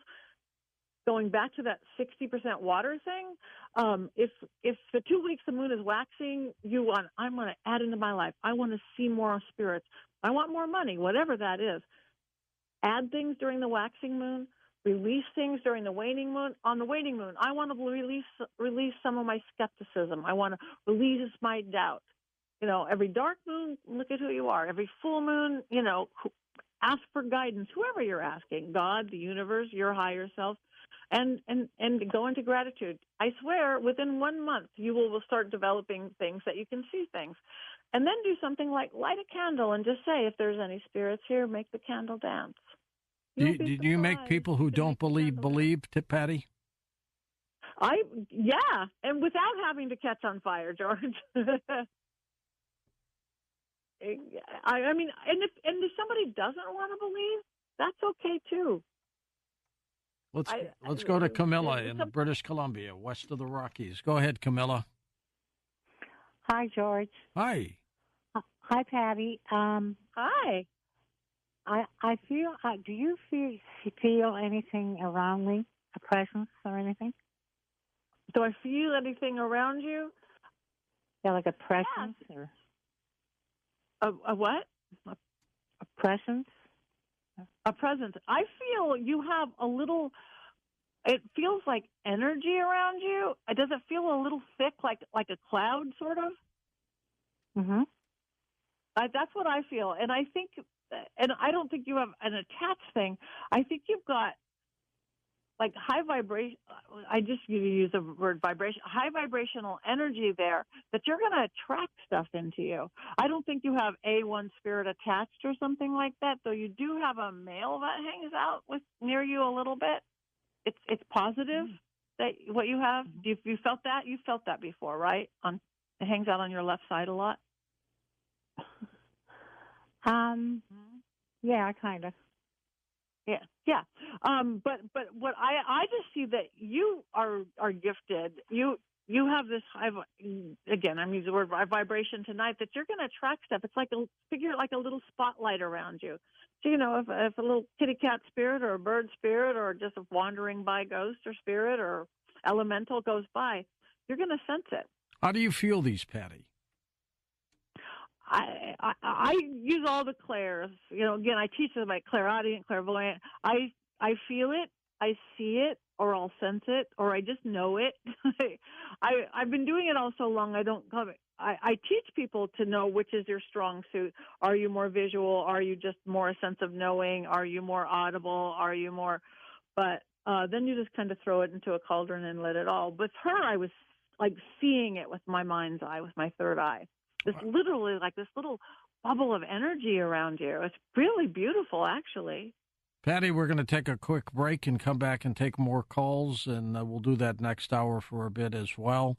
Patti Negri's book is called Old World Magic for the Modern World. Her website is her name, linked up at coasttocoastam.com.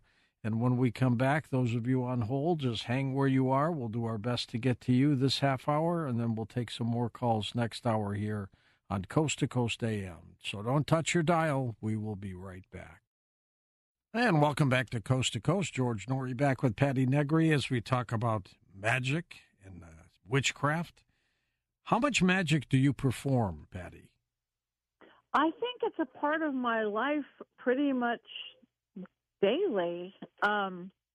It's just part of who I am. It's not like, oh, I'm going to go do magic now. Oh, I'm going to go light some incense or do whatever. It's just part of routine, like brushing my teeth. It's not all encompassing. I keep things pretty simple. I don't like on this hour of the day and a 3-week thing. It might be I'm going to go plant some tomato plants for prosperity or something like that. Interesting. Steve in Tucson, Arizona, welcome to the show. Hey, Stephen. Hi, how you doing, George? I love your music clips. Thank you, sir. Reminds me of the old days and yes. the young ones. A little mixture. Okay. Ms. Negri, basically my thunder got stolen because I was going to ask, how do you discern and develop any supernatural ability? And second, since you basically answered it, how do you do it safely? I mean, you do it safely by your intent. With everything, like by what you want to ask, you want to invite in spirits, invite in good spirits. Again, the same thing I think, unless you're doing a TV show with a paranormal investigation, or you're doing a seance, or you're doing a Ouija board or spirit board. It's your intent. What you're looking to get is what you're going to get, truly. And more than anything is we have to develop your intuition, your gut, whether that's your psychic skills or not. Again, we've kind of gotten numb to that, a lot of us. We don't even know that stuff that, our ancestors just kind of knew naturally. They're just like, wow, this doesn't feel right. It's probably not right. Oh, this feels good. This feels odd. This feels expanded. It probably is. It's just You've never had a bad experience, Patti, with a Ouija board? Except for the one when somebody caught on fire, and except for the one when my ribs were almost broken. No. I got one when I was a kid, and I think it should not be sold in toy stores. I think it should have a completely different set of instructions. It should be, this is not a toy, but it's a tool. It's an opening. It's like a portal. And again, I don't just say anybody out there. You don't open your front door to your home and say, anybody out there, come on in, use discernment. So I think you have to do that with a Ouija board. I think a Ouija board is no more scary than somebody who uses a pendulum, which everybody thinks that's safe, or uses dowsing rods. Sure. They're all the same thing. We just made Ouija boards scarier because of Hollywood and movies and TV and stuff. I don't know. I don't like them. I know you know. I could sit down with you, George, and very safely and make you like them. But no if thanks. you ever do get around one, just be very specific of who you allow in. East of the Rockies, Carolyn's with us in Kansas City, Missouri. Hi, Carolyn. Go ahead. Hi, George. Hi, Patti. Hi. Hi. Last time I talked to you, George, I was in Denver from the New House Hotel. Oh, that's right. Yeah, it's been a while. But, I bounce back and forth. But my question for Patti tonight was, can a witch battle a demon and win? And I did want to let her know that I love the lemon spell. I recently had just a little dish of garlic and a cut lime on my table, and my sister's like, what are you doing there? That looks a little witchy. I was like, no, it's just my food. But maybe it was kind of an incidental spell. Maybe it was. We do so many things naturally, don't even know. Even just like sitting on your table, you put a little bowl of lemons. That in itself is protective. Garlic truly is protective, hanging like little strings of garlic and stuff. It's just in nature, just like an aspirin takes away a headache. These things have attributes, just like herbs and crystals and oils and plants and scents. So, and yes, I do believe a witch could battle a demon. And win. And yes, because to me, again, light beats dark. It's a higher vibration. Again, not just because of good or evil or right or wrong. If you bring a candle into a dark room, you bring in the light. Yeah, you see those scary shadows dancing around, the dark stuff, but you brought in the light. So And I think you have to believe that to make it happen. Again, because that's self-fulfilling prophecy. But because I believe that, I think if I had to go fight a big demon, I could certainly win. And not that it's just me being the witch. I might have to call in some higher vibrational deities, gods. Hecate might be a really nice one to call in. Some nice, powerful deities from the pagan world. Heck yeah. Did anybody ever confuse witchcraft for Satanism? Everybody confuses witchcraft for Satanism, I knew it. Sadly. And most people even confuse what Satanism is. I have some dear Satanist friends, and most of them are closer to atheists. It's a belief system. But, yes, people think witchcraft, and I think the church did that a lot. Religion did that a lot to make you think something is evil when it's so quite the opposite. Quite the opposite. I think what, I'm not even just saying religion or church does, anything that's powerful, they tend to make evil. Witchcraft, of course, even Satanism for that matter. Oh, the number 13, a black cat, breaking a mirror, walking under a ladder, all these, whether it's superstition or whatever, those things aren't evil. They're powerful. Powerful could be good or evil, what you make with it. Breaking a mirror, 7 years bad luck if you believe that. Or a broken mirror can be a super protective, magical part of a nice witch jar that you make to protect your home. To the wild cards we go. Let's go to Madonna in Watertown, New York. Hello, Madonna. Hello, George. Congratulations on 20 years. Well, thank you. You're welcome. Hello, Patti. Nice to meet you. Nice to meet you. Okay. I have a third eye. I always have. As a kid, it's protected me. I can't tell you how many times.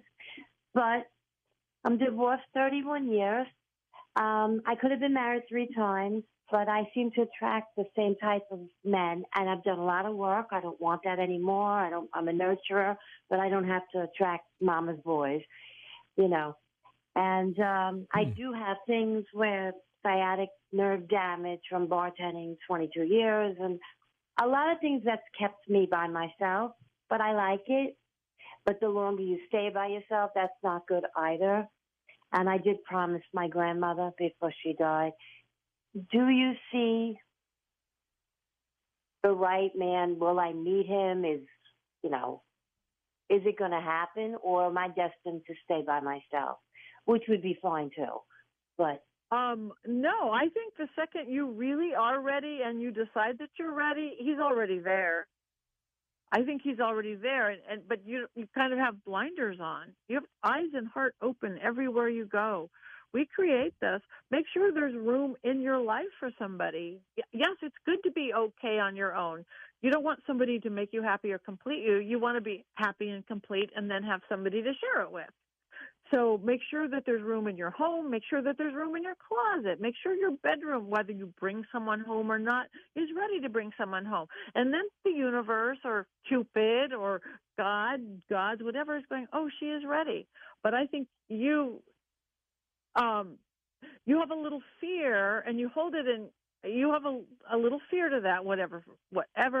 And I know you said it goes into sciatic, but I see you hold it in your tummy a little bit. That whole area through there, you put a little like protection tension on, and if you choose to let go of that, both the pain in your back, the holding you up, the sciatica, and then holding pressure in your tummy, your lower belly, and go away, and everything will change. Doors will open. In my book, I have a really good love spell. You could create your own love spell. Do something on a Friday. That's the day of Venus. Take a rose petal bath. There's a million things you could do, but I think you just don't have room. You haven't made room because you've made it so okay that you don't have a partner, which is a good thing to do, but you're a little bit using it for an excuse.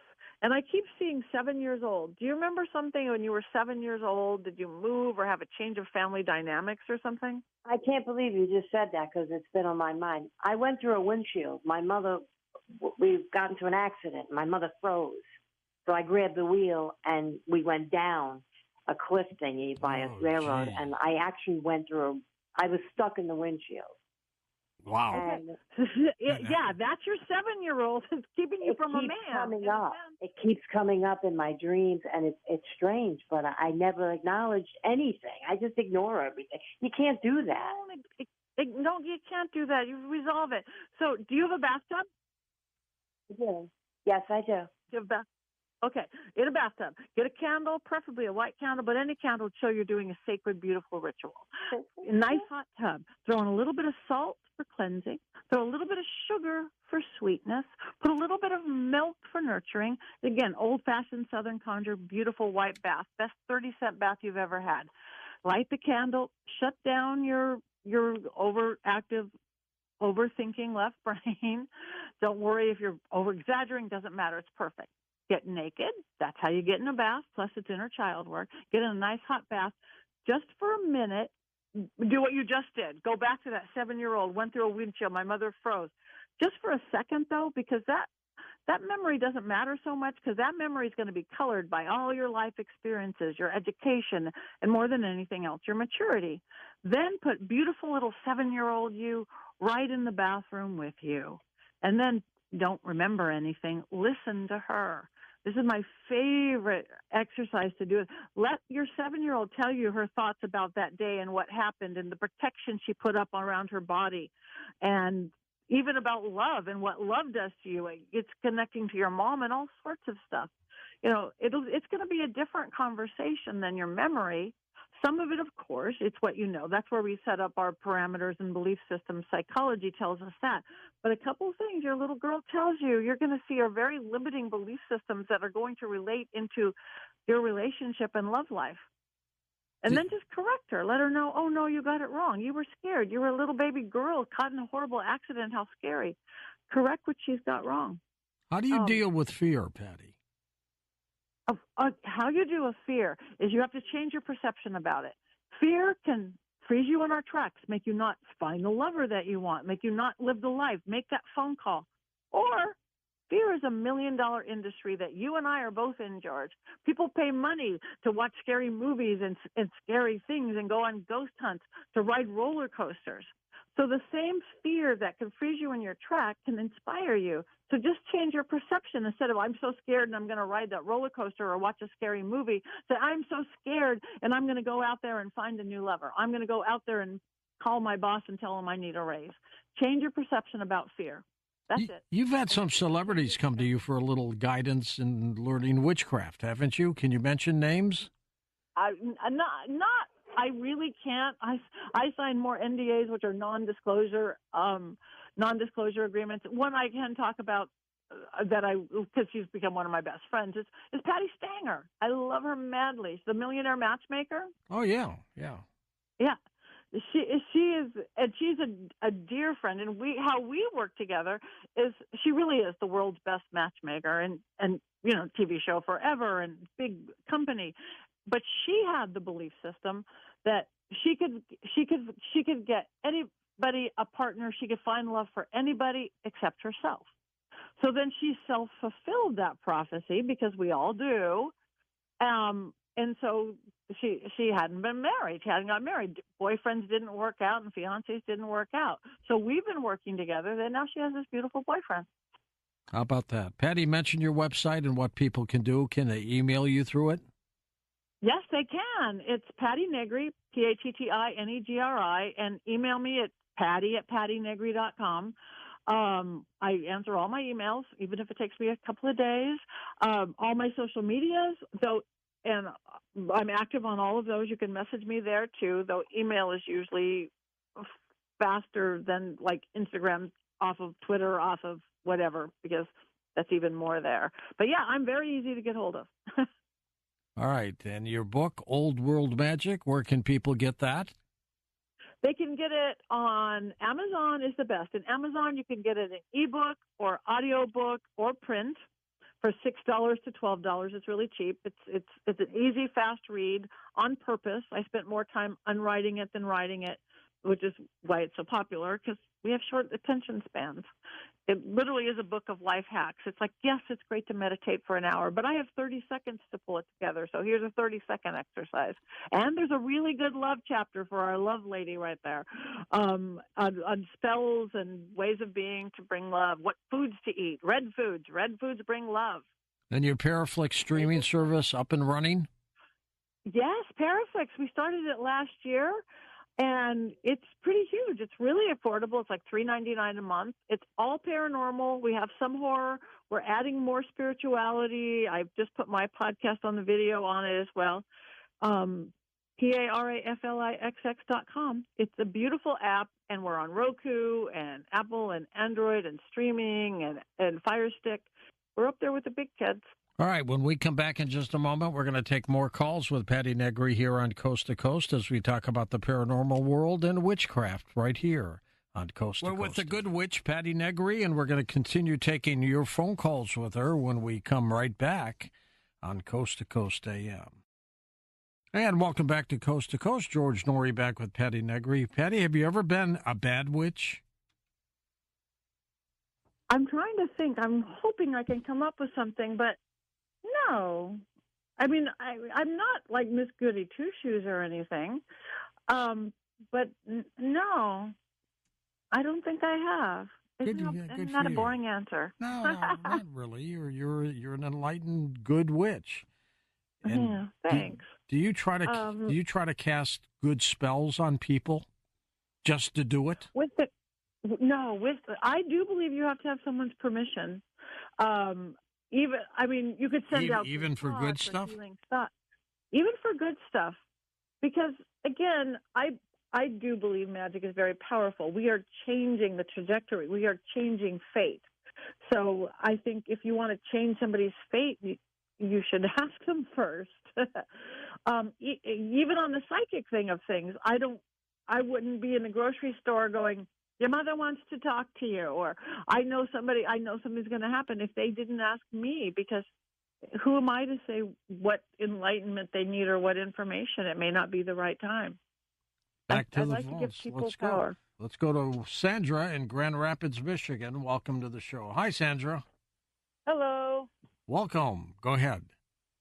Yeah, I wanted to know if I had a curse put on me when I was younger. Now, would you know that, Patti? I could look. I see energetically, or I just get a psychic hit. I don't see a curse. I think, again, just like when I was talking about earlier, that you've kind of self-created the belief of one that you have. I do, yeah. So no one really cursed you. I think there might have been somebody wished you ill, but not anybody who really knew how to do a curse. No. Why do you feel that way, Sandra? Life, what's happened in my life. Just ups and downs? Yeah. I'm a veteran, and I have PTSD. Well, thank you. Thank you for serving. You're welcome. Yes, thank you. Did you go to Iraq? No. I broke a different glass ceiling.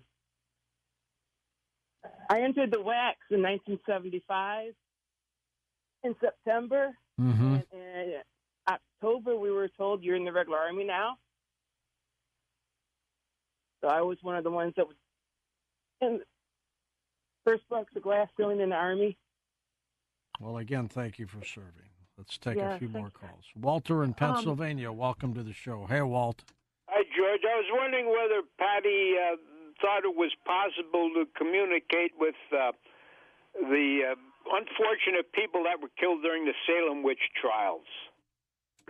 I think it is. It's interesting that I've never really done it when I've been in Salem, because I'm always doing something else, or I'm doing an event, or the Witches Ball, or a Vampire Ball, or a Paracon or something. But I think, I don't think time makes a difference, like somebody's long dead, or you can go way back in history or not far, so long as it's over 40 days.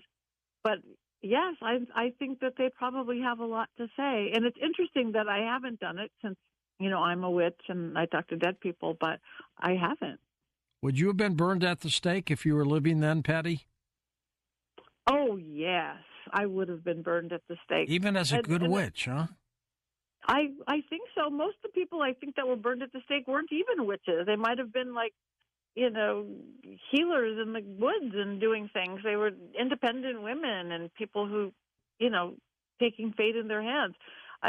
They weren't necessarily practicing witchcraft. Again, witch means two things. You could be witch meaning a religion, like I am Wiccan or I'm ceremonial or I'm Thelemic, or it can be to practice the craft of witchcraft itself. But I think more than anything, they were just healers and independent women, and or some that were witches. But I don't think they were bad witches. All right, let's go to west of the Rockies. Jerry's with us in Tucson, Arizona. Hello, Jerry. Go ahead. Hey, how you guys doing, Patty and George? It's good to talk to you guys. All good, Jerry. Good. Patty, you have the same birthday as my mom. You were born on October 13th, 1956, same as my mom. And George, you were born on my sister's birthday, but not in 1950, but still June 4th, 1986. So it's kind of nice to talk to you both. You seem like your family because you have those birthdays, which is great. But Patty, I just got two things to throw by you real quick. I am a member of a Native American tribe down here in southern Arizona. I don't really give the information out because we're not really allowed to. It's kind of not respectful, but I am a member of a Native American tribe out here. But I grew up in California. I was a surfer. I really didn't get in touch with my heritage points until later in life. So I am a male witch, but I'm very conservative, and I don't know if you come across that before, but I don't give out information about, because I feel like being a witch as a male is kind of personal and stuff. I don't know if it's like we go one way or the other. So we're either out there and we express it or we don't express it. I'm one of those people that's more reclusive about it. But regardless, from where I'm coming from in my standpoint, two questions I got for you. I really want to hear about your early life in understanding where you're getting all this information and this stuff comes to you, because I know it just kind of chooses you in a point. So I would love to hear about you explaining, your early life into the realm of understanding these ideas and stuff, because sometimes it's just kind of forced on you, like it was for me. And then number two is how Hollywood and actors in Hollywood and stuff like that have there's a lot of I think inherited traits that in Hollywood that have been like a lot of people have. I think that a lot of actors or very popular people have some form of cognitive ideas of how to manipulate or how to understand how things are going on. And that's all I got to say. And I appreciate you guys, and you guys have a great night. And thank you so much. I'm enjoying the show. And thank you, George, and thank you, Patty. And you guys have a great night. Thank you, Jerry. You too. Talk about your early life there, Patty. Yeah. Well, like I said, I just kind of knew things. I've always communed with nature, so I'm very much a nature girl. And I always saw energy. Like I said, nothing was taught out of me or bad. My grandfather was this famous atheist, and my mom would have been a good Protestant girl from the South, and my dad would have been a good Jew had there been any religion. But I would drive by a church or a temple or a mosque or a synagogue or a park and see this energy, and I'd want to go in. But I was always afraid to ask because that God was a dirty word, and I didn't know why it was. But I was 13 when I actually wanted to go to church, a typical Protestant church, because I wanted to see a really cute rock band, because when, that whole Christian rock thing. I was so worried about asking my mom if I can go to church. I would almost felt better going, can I go to a rave? Can I go to some wild dance party? But I did, and she said, you can do whatever you want. So I became a seeker. So I started going to all these religions and asking, tell me about this and tell me about that, and I would feel them out. I remember going to one very evangelical Christian church. I'm going, okay, I'm going to look at my Jewish roots and my Christian roots and my this, and then I'm going to go talk to a Buddhist. And this one evangelical go, no, don't talk to a Buddhist. Don't talk to that. That's a sin. It's like, what? Talk to us about Buddhism. I'm like, ooh, that doesn't work for me. No. But I would see this light. And again, there's such a through line between all of them, whatever names you use, whatever template you put on top. So my attraction to nature and being able to talk to plants and animals and know what's in things, I just kind of vary with a very shamanic, elemental way. And I discovered, like I was telling George earlier, Wicca in the 80s. I guess, again, I'm searching all this stuff and, the whole New Age and the Shirley MacLaine. And, yeah, I know who I was when I was in my past life. But then once I found, the pagan path, it's like, yes. But, Native Americans, because you're shamanic, you're very elemental, very same as our witch path. They are so magical. One of my favorite paranormal teams is Unearthing the Paranormal, and they're a Navajo Nation paranormal team that brings all their Navajo, their magic, their drumming, their spirits, their guides into paranormal ghost hunting, and you just melt every time you see them. And how about Hollywood? Has it distorted witchcraft? Oh, completely. That's why I started a few months ago my newest podcast, which is a live thing. It's called The Witches Movie Coven. It's 5 of us witches, and one of them, Heather Green, who wrote the ultimate book called Witches in the Movies, Witchcraft in the Movies. And we talk about the good and the bad and ugly, and even talk about like this is wrong and this is bad and this is. But again, we have fun with it.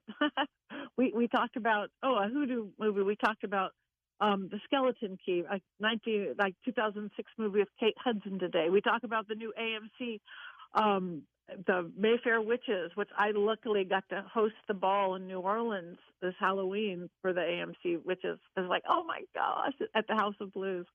So yes, Hollywood just totally messed it up, but they've also brought attention to it, and it's getting better, even though it's still Hollywood.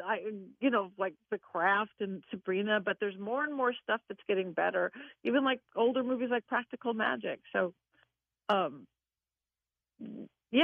Hollywood, and it makes the world likes scary better than good. They're not going to make that many good TV shows about good witches living a happy life that help people to discover their own power. Let's go to Harvey, Illinois. Bernadette's with us on the wild card line. Hey, Bernadette, welcome. I called the wild card line tonight because the word wild translates to free. George, normally, Patty, good morning, you all. Hi, Bernadette. Normally, I can show you a screenshot. Just yesterday, I made the decision to move back to Los Angeles. Why? Because I need to leave Harvey. I sent my insurance woman a text. Okay, will the insurance I've chosen be okay in Los Angeles? She said yes. There's 2 words that we use in Christendom: full, which I am right now, and confirmation. When I heard Patty say the Cecil Hotel, I said, you know what? You're going to get through tonight. You couldn't talk to Susan Miller the other night, but you're going to get through this morning. Dialed the first time Tommy picked up, okay? I need to know if the money that I'm expecting from a lawsuit is going to come through. I said, you know what? Don't worry about that. When you were in Los Angeles homeless at the Union Rescue Mission, they were good to you. Angels all around me. A white woman named Mary, which is my first name, sat down next to me when I walked in that door and asked me what I needed. When I left there, that woman put 4 $100 bills in my hand and made my next move possible. What is going on? And will the money come through that I need? Or just what's going on? You mentioned Hotel Cecil. I have a receipts today where I not only stayed at the Hotel Cecil, I mentioned to Ian when I talked to him one morning about how I've met and taken pictures, real photographs with over 20 well-known entertainers, okay? He said I needed to put up a website. One of my pictures is of the late Paul Mooney the comedian, who's also my profile picture on another website, okay? Well, what do you think, Patty? What's your future like? I think you are going to I think you're taking charge of your life, And I think that you are going to make it happen. I never said anything is guaranteed because of free will. You could turn it down, but you are going to get money from the lawsuit. You are going to turn your life around because you made that decision. And it's so funny. The Cecil Hotel now is housing for low-income people. I still think we need to go do a big blessing about it because it needs a cleansing really bad. I would like to call every priest, preacher, rabbi, witch, shaman, everybody, and do a great big kumbaya around it. But the Cecil Hotel now is low-income homing, and they fixed it up, and that's funny. But yeah, you're going to do fine. Thanks, Bernard. Really good. Good luck to you. Next up, Maria in Illinois. Hello, Maria. Maria 1. Oh, there she goes. Lost her. Go to Joe in Maryland, east of the Rockies. Joe, go ahead. Hi, Miss Patty. Hi, Mr. George. How you doing tonight? Good, Joe. Thank you. Good. Okay. George, you remember when I called you up and told you to put holy water inside and holy oil inside a vaporizer to Yes, spray the yes, demons? to spray it. Okay. That's right. Okay. Now, if you want to add some extra things to kick that out, you should add salt, sage, garlic, and essence from the Camporia genus tree. Won't that clog up the mister? Pardon me? Won't it clog it up? It might clog it up. You have to clean it up, but if you want to get them out right away, you spray it out. Or you could juice it all, run it through a juicer, and take the extracts from it. Patty, will that get rid of spirits, evil ones? Well, he's got an interesting idea. With that it's an interesting idea. I just put things in little spray bottles myself, so you don't mess up your mister. Nice aerosol. I will mix many of those oils that you talked about. I also use a lot of Florida water. I like that. I will put a couple drops of dragon's blood into it because it enhances everything. I would go lighter on the sage. I would add some more Palo Santo to it because you can get all this into oils. Because sage is good, but it's harsh. It gets rid of the good and the bad. So you don't want all the love and happiness out of the house. So lighter on the sage because it almost creates a vacuum. It's like it gets rid of the good, it gets rid of the bad, and it creates a vacuum. So it's like dusting your house and then leaving the doors and windows open in a dust storm. If you oversage and then you don't fill it up with love and light and frankincense and myrrh and good things. So whatever you're doing the cleansing, yes, those are really great ingredients, but then make sure you fill the space back up with what you want. Health, love, happiness, laughter, all those good things. So there's not room for the bad stuff to get back in. Is there chaos on the paranormal side of the world, Patty? Of course there is. There's chaos on our side of the world, and they're affected by us, and we're affected by them. And I think there's just chaos in life forms anyway. So heck yeah, they're going through it too. Now, you've been doing this since you were how old? Well, I've been talking to spirits since I was before school started as a toddler. I started doing seances when I was 7 or 8. But you weren't a witch then, were you? No, I wasn't a witch then. But I was the one putting herbs in my mom's wallet and making weird concoctions in the backyard and creating chants and sounds and things. So maybe I didn't use the title. I didn't use that until I was, grown up and searching all these different belief systems and religions. And then now I just use all of them, throw them all into a great big pot, make a stew. Now, when people get a hold of you, what service do you provide? I do private coaching. I do private sessions for people, and I'm actually pretty affordable for as long as I've been doing it. So one-on-one or like on Zoom, I do a lot of house clearings because, like you said, there's lots of paranormal activities literally around the world. I just cleared some places in Australia. Really? Places. Yeah, it's active. So I'm known for that. And office buildings. I did a whole floor of a high rise. It's interesting. I do lawyers' offices seem to get mushy fast and get some bad energies. Sometimes agents' offices. It's interesting. So All right, Patty, we're going to come back in a moment and wrap things up with you on Coast to Coast AM. On our next Coast to Coast program, Sir Charles Schultz III joins us to talk about artificial technology, and then Susan Slaughter joins us to talk about the spirit world on Coast to Coast. Make sure you're part of the program. And welcome back with Patti Negri. George Norrie here. She is the Good Witch. And Patti, let's go back to the calls. First-time caller, Andrea in Phoenix, Arizona. Hi, Andrea. Hi. Good to have you with us. Go ahead. Thank you. I was just wondering about like the whole different dimensions and stuff. Different dimensions? Yeah. What's your question about it? Well, how do you go about like accessing if you like do that yourself? About what? I'm sorry, I didn't get. How do you access other dimensions? Yeah. Other dimensions? Well, I mean, that's what, there's lots of practices to do. I'm not a girl who sits and goes this dimension and that dimension. That's just kind of not my practice. But I do think you do go into the dimensions when you get past our three-dimensional, our world. That's where the spirit world is, other dimensions up and things like that. And that's everything from meditation practice to breathing practices to plant medicine. There's many, many ways you can, forms of whether that's enlightenment and going up. But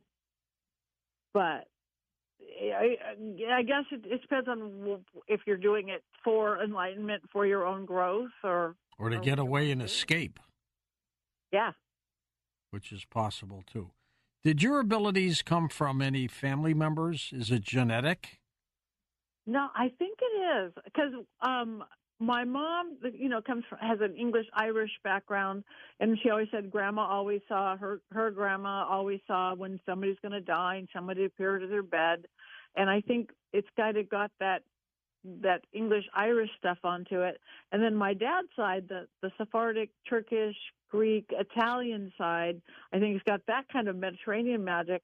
I think they just kind of mix together in a really nice mix. I don't know of anybody who was a practicing psychic or medium or witch or anything like that. But I think it's a very intuitive family. One of your podcasts is called The Witch's Movie Coven. Tell me about that title. Yeah, it's really fun. It's just for fun. We do it live, so like your show, but on YouTube, so people can participate and tell us our thoughts. And we literally do talk about movies, TV shows, even going out to books and things about witchcraft. Stuff that's very good about it, that shows things that are really real, things that aren't real at all. We have opinions, but within that, we'll talk about our different practices and stuff. It's kind of like a little panel show. Any more books coming from you, Patti? Yes, I'm actually doing a chapter in like a small group book on intuition that I'm really excited about. And then I've got a couple, I'm working with my producer on a couple, one on kind of like my haunted experiences in Hollywood, and another mediumship book almost ready. And yeah, I'm busy. All right, well, let us know when they're done. Patti Negri's website is her name, linked up at coasttocoastam.com. Her current book is called Old World Magic for the Modern World. Make sure you're part of it. Now, here's something that Edgar Allan Poe would be proud of. The Telltale Heart by Edgar Allan Poe. True, nervous, very, very dreadfully nervous, I had been and am. But why will you say that I am mad? The disease had sharpened my senses, not destroyed, not dulled them. Above all was the sense of hearing acute. I heard all things in the heaven and the earth. I heard many things in hell. How then am I mad? Hearken and observe how healthily, how calmly I can tell you the whole story. It is impossible to say how first the idea entered my brain, but once conceived, it haunted me day and night. Object there was none, passion there was none. I loved the old man. He had never wronged me. He had never given me insult. For his gold I had no desire. I think it was his eye. Yes, it was this. He had the eye of a vulture, a pale blue eye with a film over it. Whenever it fell upon me, my blood ran cold, and so by degrees, very gradually, I made up my mind to take the life of the old man and thus rid myself of the eye forever. Now this is the point. You fancy me mad? Madmen know nothing. But you should have seen me. You should have seen how wisely I proceeded, with what caution, with what foresight, with what dissimulation I went to work. I was never kinder to the old man than during the week before I killed him. And every night, about midnight, I turned the latch of his door and opened it, oh, so gently. And then, when I had made an opening sufficient for my head, I put in a dark lantern, all closed, that no light shone out. And then I thrust in my head. Oh, you would have laughed to see how cunningly I thrust it in. I moved it slowly, very, very slowly, so that I might not disturb the old man's sleep. It took me an hour to place my whole head within the opening, so far that I could see him as he lay upon his bed. Ah, would a madman have been so wise as this? And then, when my head was well in the room, I undid the lantern cautiously, oh, so cautiously, for the hinges creaked. I undid it just so much that a single thin ray fell upon the vulture eye. And this I did for 7 long nights, every night just at midnight, but I found the eye always closed, and so it was impossible to do the work. For it was not the old man who vexed me, but his evil eye. And every morning, when the day broke, I went boldly into the chamber and spoke courageously to him, calling him by name in a hearty tone, and inquiring how he has passed the night. So you see he would have been a very profound old man, indeed, to suspect that every night, just at 12, I looked in upon him while he slept. Upon the 8th night, I was more than usually cautious in opening the door. A watch's minute hand moves more quickly than did mine. Never before that night had I felt the extent of my own powers, of my sagacity. I could scarcely contain my feelings of triumph. To think that there I was, opening the door little by little, and he not even to dream of my secret deeds or thoughts. I fairly chuckled at the idea, and perhaps he heard me, for he moved on the bed suddenly, as if startled. Now you may think that I drew back, but no. His room was as black as pitch with the thick darkness, for the shutters were close-fastened through fear of robbers, and so I knew that he could not see the opening of the door, and I kept pushing it on, steadily.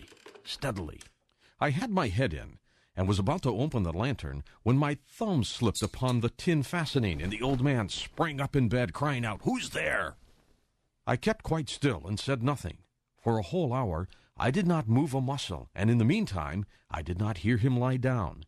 He was still sitting up in the bed listening, just as I have done, night after night, hearkening to the death watches in the wall. Presently I heard a slight groan, and I knew it was the groan of mortal terror. It was not a groan of pain or of grief. It was the low, stifled sound that arises from the bottom of the soul when overcharged with awe. I knew this sound well. Many a night, just at midnight, when all the world slept, it was welled up from my own bosom, deepening, with its dreadful echo, the terrors that distracted me. I say I knew it well. I knew what the old man felt, and pitied him, although I chuckled at heart. I knew that he had been lying awake ever since the first slight noise, when he had turned in the bed. His fears had been ever since growing upon him. He had been trying to fancy them causeless, but could not.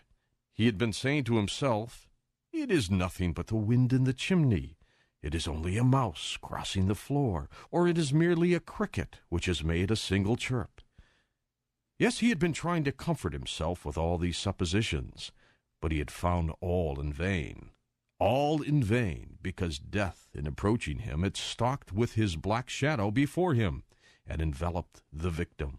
And it was the mournful influence of the unperceived shadow that caused him to feel, although he neither saw nor heard, to feel the presence of my head within the room.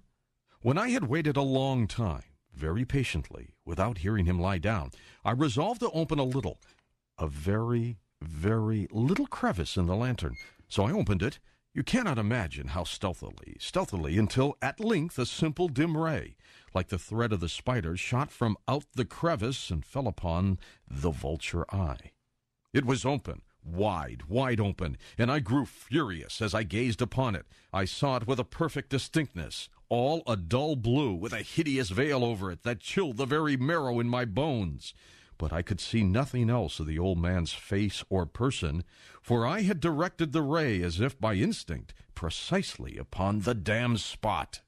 And have I not told you that what you mistake for madness is but over-acuteness of the sense? Now I say there came to my ears a low, dull, quick sound, such as a watch makes when enveloped in cotton. I knew that sound well, too. It was the beating of the old man's heart. It increased my fury as the beating of a drum stimulates the soldier into courage. But even yet I refrained and kept still. I scarcely breathed. I held the lantern motionless. I tried how steadily I could maintain the ray upon the eve. Meantime, the hellish tattoo of the heart increased. It grew quicker and louder every instant. The old man's terror must have been extreme. It grew louder. I say louder every moment. Do you mark me well? I have told you that I am nervous. So I am. And now at the dead hour of the night, amid the dreadful silence of that old house, so strange a noise as this excited me to uncontrollable terror. Yet for some minutes longer I refrained and stood still. But the beating grew louder. I thought the heart must burst. And now a new anxiety seized me. The sound would be heard by a neighbor. The old man's hour had come. With a loud yell, I threw open the lantern and leaped into the room. He shrieked once only. In an instant, I dragged him to the floor and pulled the heavy bed over him. I then smiled gaily to find the deed so far done. But for many minutes, the heart beat on with a muffled sound. This, however, did not vex me. It would not be heard through the wall. At length, it ceased. The old man was dead. I removed the bed and examined the corpse. Yes, he was stone dead. I placed my hand upon the heart and held it there for many minutes. There was no pulsation. He was stone dead. His Eve would trouble me no more. If you still think me mad, you will think so no longer when I describe the wise precautions I took for the concealment of the body. The night waned, and I worked hastily, but in silence. First of all, I dismembered the corpse. I cut off the head and the arms and the legs. I then took up 3 planks from the flooring of the chamber and deposited all between the scantlings. I then replaced the boards so cleverly, so cunningly, that no human eye, not even his, could have detected anything wrong. There was nothing to wash out, no stain of any kind, no blood spot whatever. I had been too wary for that. When I had made an end of these labors, it was 4 o'clock, still dark as midnight. As the bell sounded the hour, there came a knocking at the street door. I went down to open it with a light heart. For what had I now to fear? There entered 3 men, who introduced themselves with perfect suavity as officers of the police. A shriek had been heard by a neighbor during the night. Suspicion of foul play had been aroused. Information had been lodged at the police office, and they, the officers, had been deputed to search the premises. I smiled. For what had I to fear? I bade the gentleman welcome. The shriek, I said, was my own in a dream. The old man, I mentioned, was absent in the country. I took my visitors all over the house. I bade them search well. I led them at length to his chamber. I showed them his treasures, secure, undisturbed. In the enthusiasm of my confidence, I brought chairs into the room and desired them here to rest from their fatigues, while I myself, in the wild audacity of my perfect triumph, placed my own seat upon the very spot beneath which reposed the corpse of the victim. The officers were satisfied. My manner had convinced them. I was singularly at ease. They sat, and while I answered cheerily, they chatted of familiar things. But ere long, I felt myself getting pale and wished them gone. My head ached, and I fancied a ringing in my ears. But still they sat and still chatted. The ringing became more distinct. It continued and became more distinct. I talked more freely to get rid of the feeling, but it continued and gained definiteness until at length I found that the noise was not within my ears. No doubt I now grew very pale, but I talked more fluently and with a heightened voice, yet the sound increased, and what could I do? It was a low, dull, quick sound, much such as a sound a watch makes when enveloped in cotton. I gasped for breath, and yet the officers heard it not. I talked more quickly, more vehemently, but the noise steadily increased. I arose and argued about trifles in a high key with violent gesticulations, but the noise steadily increased. Why would they not be gone? I paced the floor to and fro with heavy strides, as if excited to fury by the observations of the men, but the noise steadily increased. Oh, God, what could I do? I foamed, I raved, I swore. I swung the chair upon which I had been sitting and grated it upon the boards. But the noise arose over all and continually increased. It grew louder, louder, louder, and still the men chatted pleasantly and smiled. Was it possible they heard not? Almighty God! No, no, they heard, they suspected, they knew, they were making a mockery of my horror. This I thought, and this I think. But anything was better than this agony. Anything was more tolerable than this derision. I could bear those hypocritical smiles no longer. I felt that I must scream or die. And now, again, hark! Louder, louder, louder, louder! Villains, I shrieked, dissemble no more. I admit the deed. Tear up the planks. Here, here! It is the beating of his hideous heart. What a classic. For Dan Galante, Tom Danheiser, Lisa Lyon, Lex Lonehood, Sean Ladassour, Stephanie Smith, Chris Burrows, Tim Banal, George Napanee, and Punted. I'm George Norrie, somewhere out there on Coast to Coast AM. We'll see you on our next edition. Until then, be safe, everyone.